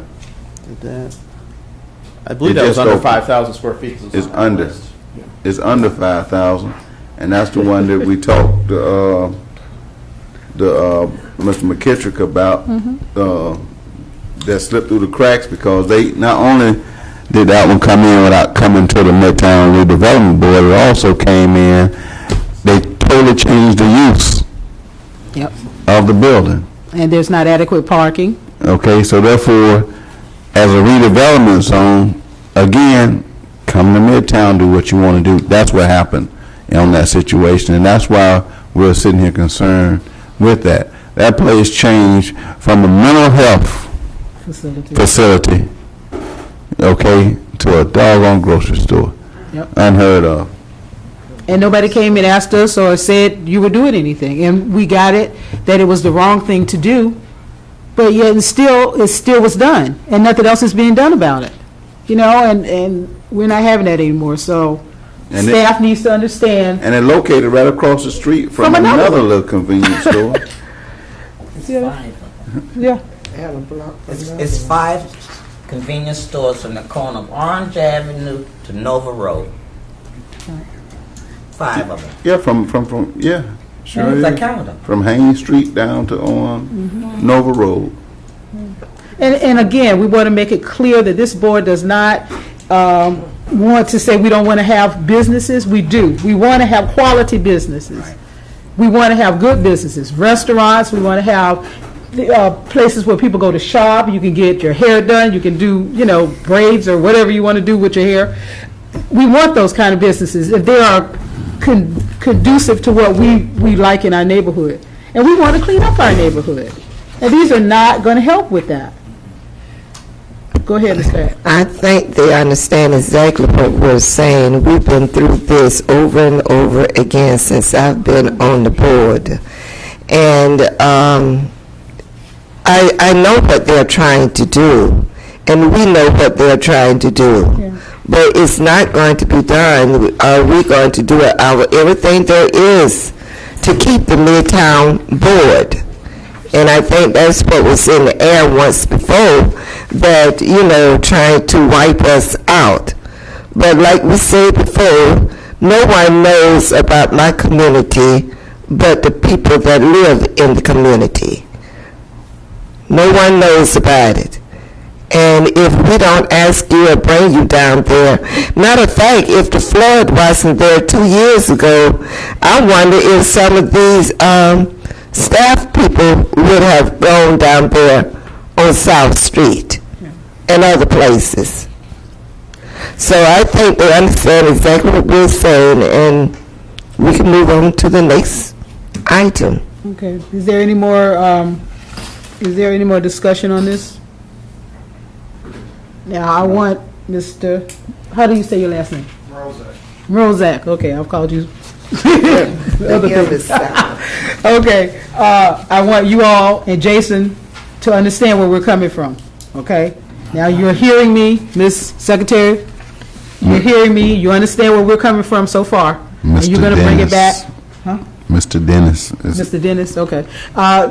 You're going to bring it back to us so that we can deal with the wordsmithing, and you understand where we're at. I want to make it clear, because when I come down on you, I don't want you to say, well, I ain't know. Okay?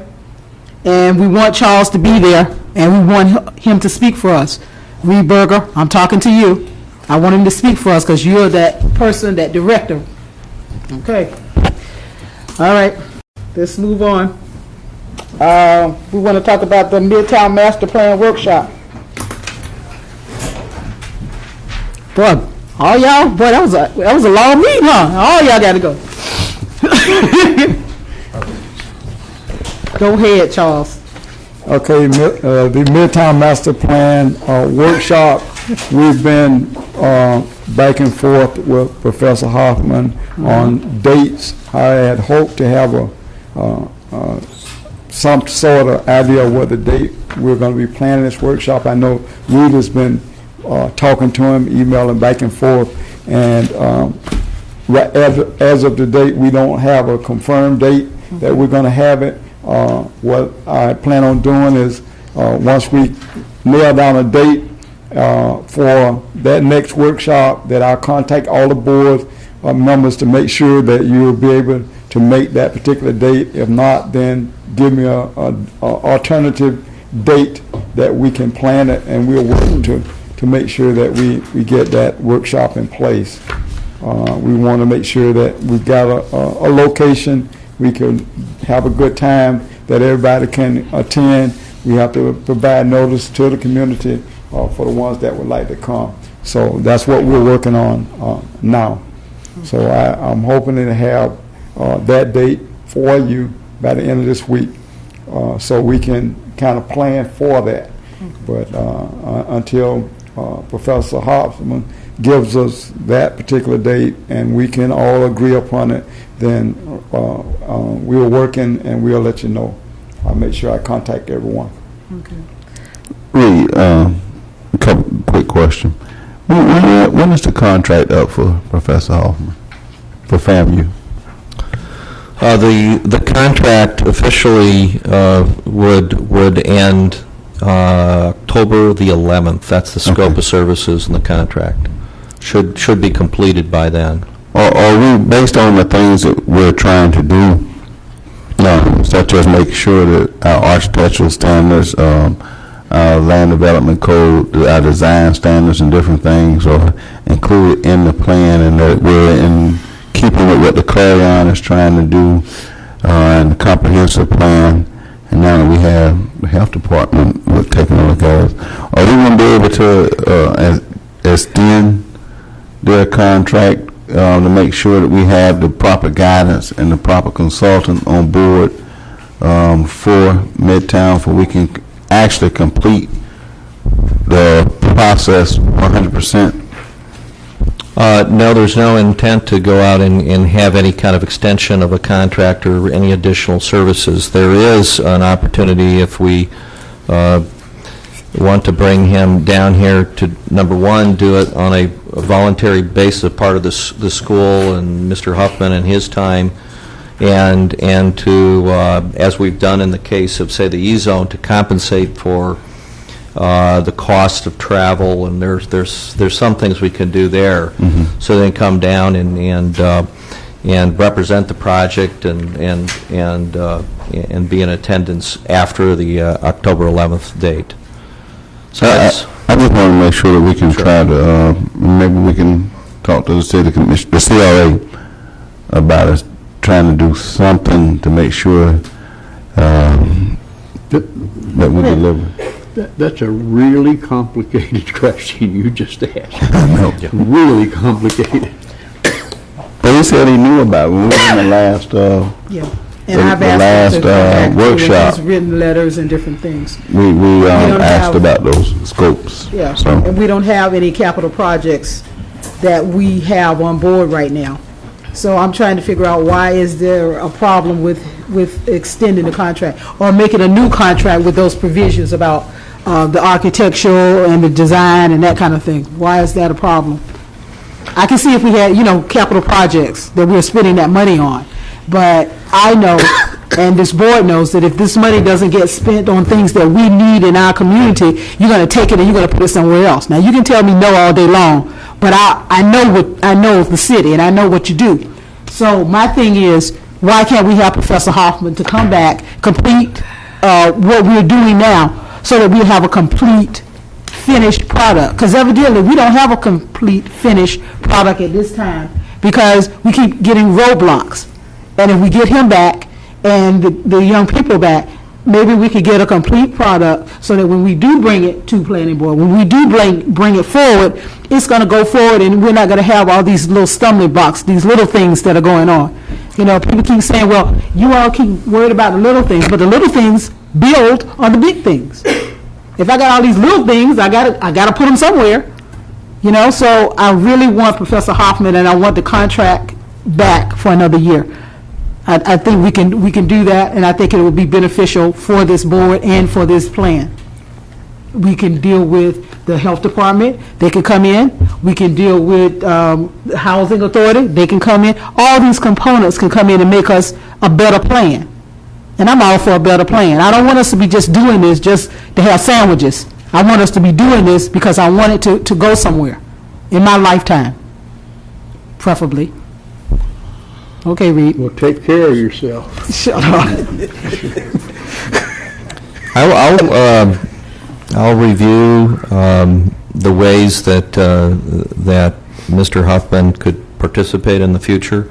I think that there was some information put together. I did see that with some ideas that he had, and I would be happy to discuss that with him in a procedure that will work. I think what I'm hearing you say, and we're having this discussion for the first time, by the way, that we'll look at ways that we can have him involved, okay? Then, and in terms of the expenditures and where the money's going to get budgeted over the next year, we need to look at that too, because we're running into some major revenue cuts in this coming year. So, Is there going to be enough cuts for the Midtown Board? We're already cut to the bone as we are. Yes. We already know that. But we do have enough money for Professor Hoffman. See, I don't want you to be looking into it and trying to do it on the cheap. I want it to be something that Professor Hoffman, and we have some control like we have now. We seem to have some control over what's going on. And if he can come down whenever he wants, and he can do this, and he can do. No, I want a contract. I want it like it is now with special things in for the architectural and the design, because those are his specialties. He can do that. Ken tells me that it's, no, I'm not asking you, don't, calm down, baby, calm down. Ken says that it's a big project to do the architectural standards, and he's not willing to do that. He's willing to help, as all of us are willing to help. But Professor Hoffman, this is what he does. So why can't we have that? Why can't we complete this process? I'll look at this, and I will consult with the others here on staff, and we'll come up with a strategy for how we proceed and how we can come to you next month. And that's only after I've had a complete discussion with Mr. Huffman and look at his contract. Right now, our contract is with Florida A&M, and I don't know that relationship with Florida A&M. We could be saying it wrong. We probably do. We probably need to probably say Florida A&M University. I just want to be some legal issues involved there. Yeah, there's a lot of things to deal with, and but again, we're just starting to look at this. So I will go back and look at it, but my initial reaction was, well, no, I can't just go out and extend a contract. I understand what we would like to accomplish. Mm-hmm. And there's other ways to accomplish it without being dogmatic about here's what things should look like, because I don't think we can legally do that. Well, it comes down to the different, when we was in the last workshop, we were looking at the different land uses. Yeah. The architectural standard and how we could put, like if we had a 3-story building, what can expand it, or we don't want, you don't need where if you got a $1 million investment, somebody want to come next door and put a $50,000 investment. Remember, those are different things that we talked about in the workshop, that we was talking about making sure when we're looking at the lot sizes and different things like that, that we say, okay, we got to make sure the verbiage fits the different lot sizes, and here's why.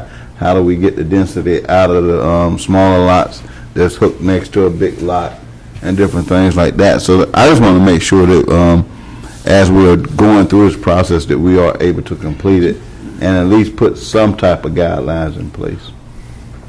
We're into a new level of planning. First of all, I think we have an excellent planning definition for our whole community. I think it's fantastic. Mm-hmm. And I would suspect that if we can ever get this thing going, that other districts in the city will use it. I mean, we've done a real service to the community in what we've done. Yeah. The next item is how do you make it pretty? And that's not an easy thing to do, to legislate that. Okay, that's not my next item, because the pretty part will come. I would like the, I would like, I would like the understructure, the infrastructure is what I'm trying to say. I want the infrastructure done. I want to make sure on all that pretty stuff, you got to have a firm foundation. It's like having an ugly child. You got to have a You firm want to do foundation. something else. We'll be here all night on it. We need to get together and Oh, discuss hush, you that. stayed at 11 o'clock the other day. Hush up. It wasn't me. I know. But anyway, tell me what I don't know, sister. Okay, all right. So next month, you will get back to us about talking to Professor Hoffman and all of that, and seeing about that, right? Reed Berger? That's right. Okay. Did you have something else to say, Ken? In some of our past meetings, I've used the term overlay district. Okay. And the overlay district can list or define a whole lot of items and situations that will eventually lead to the character and quality of the community that you want to achieve. But I don't see how you legislate. You can, the overlay, I think the overlay district would be something that we're looking for here. And we could also get advice on that. But I don't, Advice from who? you can get it from Huffman. Oh, okay. Because I'm thinking, okay, the reason why I want Huffman is because he knows what's going on with architecture as you do. You all can work together with that, with Charles and with all of us. Planning board and staff, other than Charles, don't really know about all of that stuff. Do you understand what I'm saying? I understand that. Okay. I take exception. And we got to, we on TV. I know. I'm trying. I'm trying. Don't let me get up there. And we need to really, oh God, we really need to work with him into at least giving us an outline. And then maybe we can fill it in. But just give us an outline, and he needs to know more about what's going on in the community. You know, he needs to go around and look around. Also, Charles and I were talking about maybe we can get planning board and staff, well, all of us can't go, but Charles can go, on a bus, and y'all go through the Midtown area. I don't know if that seems, you know, so y'all will know what you're talking about. It's not us, it's planning board can go, and Charles can go. It's not us, all y'all looking at me like I said something. The planning board's subject to the sunshine law as well, so I Okay, mean, so they could go there individually. all of them can't go? Right, yeah, they could go individually. Okay, they can't get on a bus and ride around, okay. Okay, well, that's not happening then. Okay, so we're back to square one. What I was trying to do is trying to get them educated as to what is in Midtown, so when they vote, they'll know what they're talking about instead of just kind of, Maybe we can just suggest to them to take a ride. It's safe to ride through the area. I take rides through other areas and things, Sure. and I see things. yeah. But maybe, So maybe we can just suggest that they take time and ride through. And if they need someone to ride with them, we would suggest, give them a name of a person that we entrust to ride with them. yes, Mr. Charles there, okay? So, I know, I get Charles for everything, but I trust him because he knows what we want. And he knows how we want it done, you know, and I know you say we can't legislate it.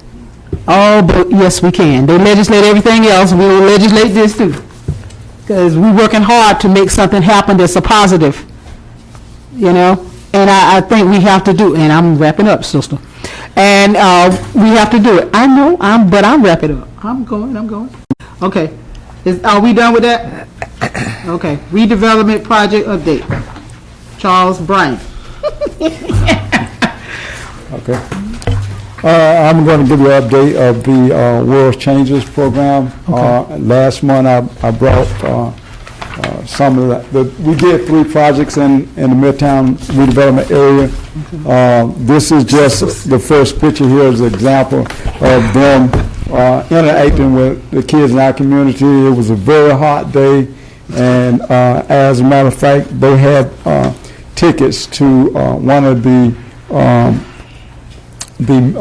sites on the beach side. I forgot. I think it was. I can't think. Splash Park or something? What was it? The Splash Park? Yeah, I think it was, whatever it was, they had to have tickets to go. This gentleman here is the, he's one of the project managers for the World Changes Program. Oh, okay. Although they did not, this was not a site where these kids lived, he interacted with people in the community. They went out and talked with people. They prayed for people. They interact with people in the community. He went over to this house and talked with these little kids, as you see in the picture. They interacted with him. He gave them tickets to go to this park. They loved it. As you can see, he got in the swimming pool with him, and they poured water on him, and he enjoyed it. Yeah. I mean, I couldn't believe it. I walked over there with him. I didn't know he was going to get in the pool, but it was good to see them interact with the kids. The next one is, as you can see, the homeowner here. This is 140 South Caroline Street. She also interacted with the kids, as most of the residents did. This young lady in the red shirt, she's actually painting the house. They had a team of about 12 kids at each house that were painting. And they ate at the sites, and they had their Bible study and prayer services during the noon hour, and then they went back to work. The next one is before and after picture of 356 Bartlett Road. This was a especially good project for this young lady. She was diagnosed with cancer, and she was going through treatments. And I was glad that we were able to help her and her elderly mother that lives at this address get their house painted. And you can see the difference that it made from what it looked like before and what it looked like after. The last one is 568 Bellevue Avenue. They actually changed the color on this house also. And as you can see, the kids out eating and painting and working. And each site was great site. Unfortunately, I normally go to the last meeting where all the kids come together that Friday night, but I got a 10-day stomach virus, and I couldn't attend the meeting. But my residents did attend. That was one requirement that I asked them, that they go, once their house was painted or whatever work was completed, that they go to this meeting and show their appreciation for the work that these kids did, because they came down, they had to pay, I think it was $265 to participate in this program. They slept on the floor, they ate whatever was given to them. They're a real good example of kids. They were all college kids this year, but it's a typical good example of what kids in the community can give back. But they came from different parts of the country to give back to our community, and it's a good example for our kids. The last slide that I have here is the Juneteenth celebration. As stated before, it was both events were great. I thank the board for rescheduling the meeting, making it early so we could go and enjoy it. I thank everyone who went, enjoyed it. Unfortunately, I didn't get to eat, so I enjoyed it. Anyway, I just enjoyed seeing everyone that was there and interacting with the hometown heroes. And of course, the festival that Saturday was really outstanding. We had great attendance, even though it started pouring down rain about 5 o'clock. I think all the people that was actually working the event was pretty happy to see the rain.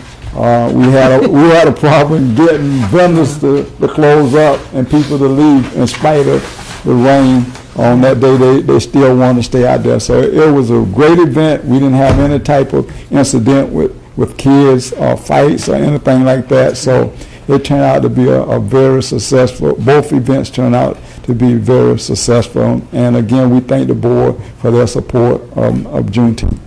And we thank you for being participant in that. That was a wonderful thing. And Ms. Pat, you got to be there next year because they had them cakes waiting on you to judge, them pound cakes, girl. So I don't know who won that, but nevertheless, they was waiting on you. So you got to make sure your schedule gets you there next year. And everybody needs to come. It was wonderful. And Mr. Sloan is going to kill me because I got him waiting here all night long because I asked him to come, so he's about ready to beat me. Come on up here. And then we're not going to talk long. The reason why I asked Mr. Sloan to come is because we've been having problems with the ponds in Daytona Beach overflowing right now. We don't have much rain, but they've been overflowing already. And I want you all to know that, this board is working with Mr. Sloan. He's been very gracious. He's come out, he's talked to me, we've walked. We walked to the tick. Everybody know where the tick is. We walked to the tick, and we tried to get it cleaned out. He knows the problems that we've been having with the overflow water, and I know he's not storm water. Right. But he's utilities. But he's been very helpful in that area. And as you know, this is hurricane season, and I'm paranoid about flooding. I'm sorry. I'm just a paranoid retard about the flooding because I was in it. So So I called him, and he's gracious enough to come and really talk to us about the ponds and say some things that he's told me. So, Well, we're trying to get the ditches cleaned, and the culverts are on a routine basis now. Okay. So that we can keep them clear and flowing as best they can. Okay. We do have the limitation of the size of the pipes that are under the ground right now, particularly along the Orange Avenue areas, of which you all are very, very familiar. So that's a limitation. But by maintaining them, we can minimize the flooding, particularly for the nuisance flooding from these smaller events. The larger events are still a problem, which we're working on, as you all know, spending a lot of money trying to get some design work done and improvements made to the entire area. Okay. Do we have questions for Mr. Sloan? Okay. Because my thing is, I think I called you and told you about Roto-Rooter going through there because, if it's this little bit of rain and it's getting up to the top and overflowing a little bit, then what's going to do when it's a nice big rain, we're going to have flooding on top of flooding, and that's not what we want. So I would, I know that you have to work with the county, and I think you told me that over there by on Jean Street, what is that? Yeah. Those houses on Jean Street, that's where the Canal. Yeah, that's where the canal is, and that's county. In the right? Nova Canal. Yeah. We're working with DOT on that, and part of the solution to that is to put what they call backflow preventers, or they're called duck bills because they're in the shape of a duck bill, which will prevent water from flowing when the canal surcharges. That's where we had the big issue before. The canal surcharges, and then the water flows actually out of the canal back into the neighborhood. These duck bills will prevent the water from backflowing out. It will allow water to flow in but not out. So that will minimize the flooding that you have. It won't cure it, but it will minimize it and help the situation significantly. Okay. Any questions? Go ahead. Curiosity. How do you allow water to flow in but not out of a pond? If you can vision a pipe, a collapsed pipe, Yeah. it's like this, and it takes very little head to open it up, so the water can flow through it this way, but when the water tries to come back this way, Okay. You're pressing down. Yes. The water is actually closing it off itself. Exactly. They're very effective. And when are we going to maybe get those? Ms. Ponder, I don't have an answer for you on that one, but I will check on it for you, because I'm not sure what the schedule is that Utilities has on that. Okay. All right. All right. Any more questions for Mr. Sloan? I'll call you up in the next day or two and let you know about that. Okay. And thank you very much for coming. I really do appreciate it. Certainly. And all your attentiveness when I call. So I really thank you. Not at all. Okay. All right. Public comments? Yep.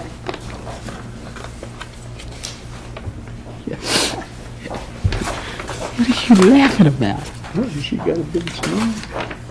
She probably coming to beat us up. Probably going to tell us about our ancestors. Good evening, Midtown Redevelopment Board. This has been very exciting for me to be here. My name is Camille Holder Brown. I grew up here. And I'm Omar Brown. My wife will talk all night. Go ahead. And I grew up here in Daytona Beach area. I went to T. Small, where Mrs. Hurd was actually my guidance counselor. And then I went on to Campbell Middle School, where Mr. McQuarrie was my principal, and I came back for his funeral. And then I went to Mainland, where I was Mrs. Mainland and drum major and all this stuff. So I left for about 10 years, and I went to college, and I got a master's in film. So I've been making films. I made a film about a girl afraid of getting her period, and since 2004, I've used that film to do outreach in the New York, New Jersey area, educating girls about their cycle. So now I'm back here with 3 children and my husband, so we could be closer to my mother and grandmother, so she can help us out. I became a vegetarian while I was in high school, and for about 15 or so years, I've been a vegetarian. My husband and I are very passionate about vegetarian food and sharing vegetarian food with our community, and we've done so for years in our home, and me teaching cooking classes to kids. I did partner with someone to do a kids cooking show, pilot episode, to show in schools to help fight obesity. And now I'm going to let my husband now share with you what we would like to do here. Okay. Well, what we're trying to do is we've been down here for about 2 months now, and we're looking to open a business. So we've been doing some market analysis, and we've been looking on 2nd Avenue, and we're somewhat discouraged because we've been having some difficulty. We actually went and saw Mr. Bryant the other day and asked about any kind of funding for what we were considering a cafe, perhaps a vegetarian restaurant, as well as a place for young children where my wife and I can teach film and do some outreach for the community. We've considered quite a few things. We were discouraged because we could not find any funding. So that brought us to, I'm not sure what it's called, but it's on the beach side, Beach Street. Maybe that's downtown area. We feel like we want to stay in the community. However, it's very difficult. Maybe we don't have the right connections. But we find that it's become increasingly difficult for us to try to find some kind of funding to help us in those endeavors. We have been down to the Small Business Association, and the lady that we met with was very helpful. In terms of finding like partnerships and such, there's the whole micro loans and that avenue. We're exploring different ways to bring this business to 2nd Avenue. I spoke with a lady named Mrs. Kitty that's in a business called Wimpy's, that she's been there for years, and she told me, I sat down with her and she told me a little bit about 2nd Avenue in its heyday, and about the Ritz Theater that I don't know if you all know was on Pine Street, which is now Green Street. So I've been doing my research, and I can visualize, I can already see the neighborhood coming back.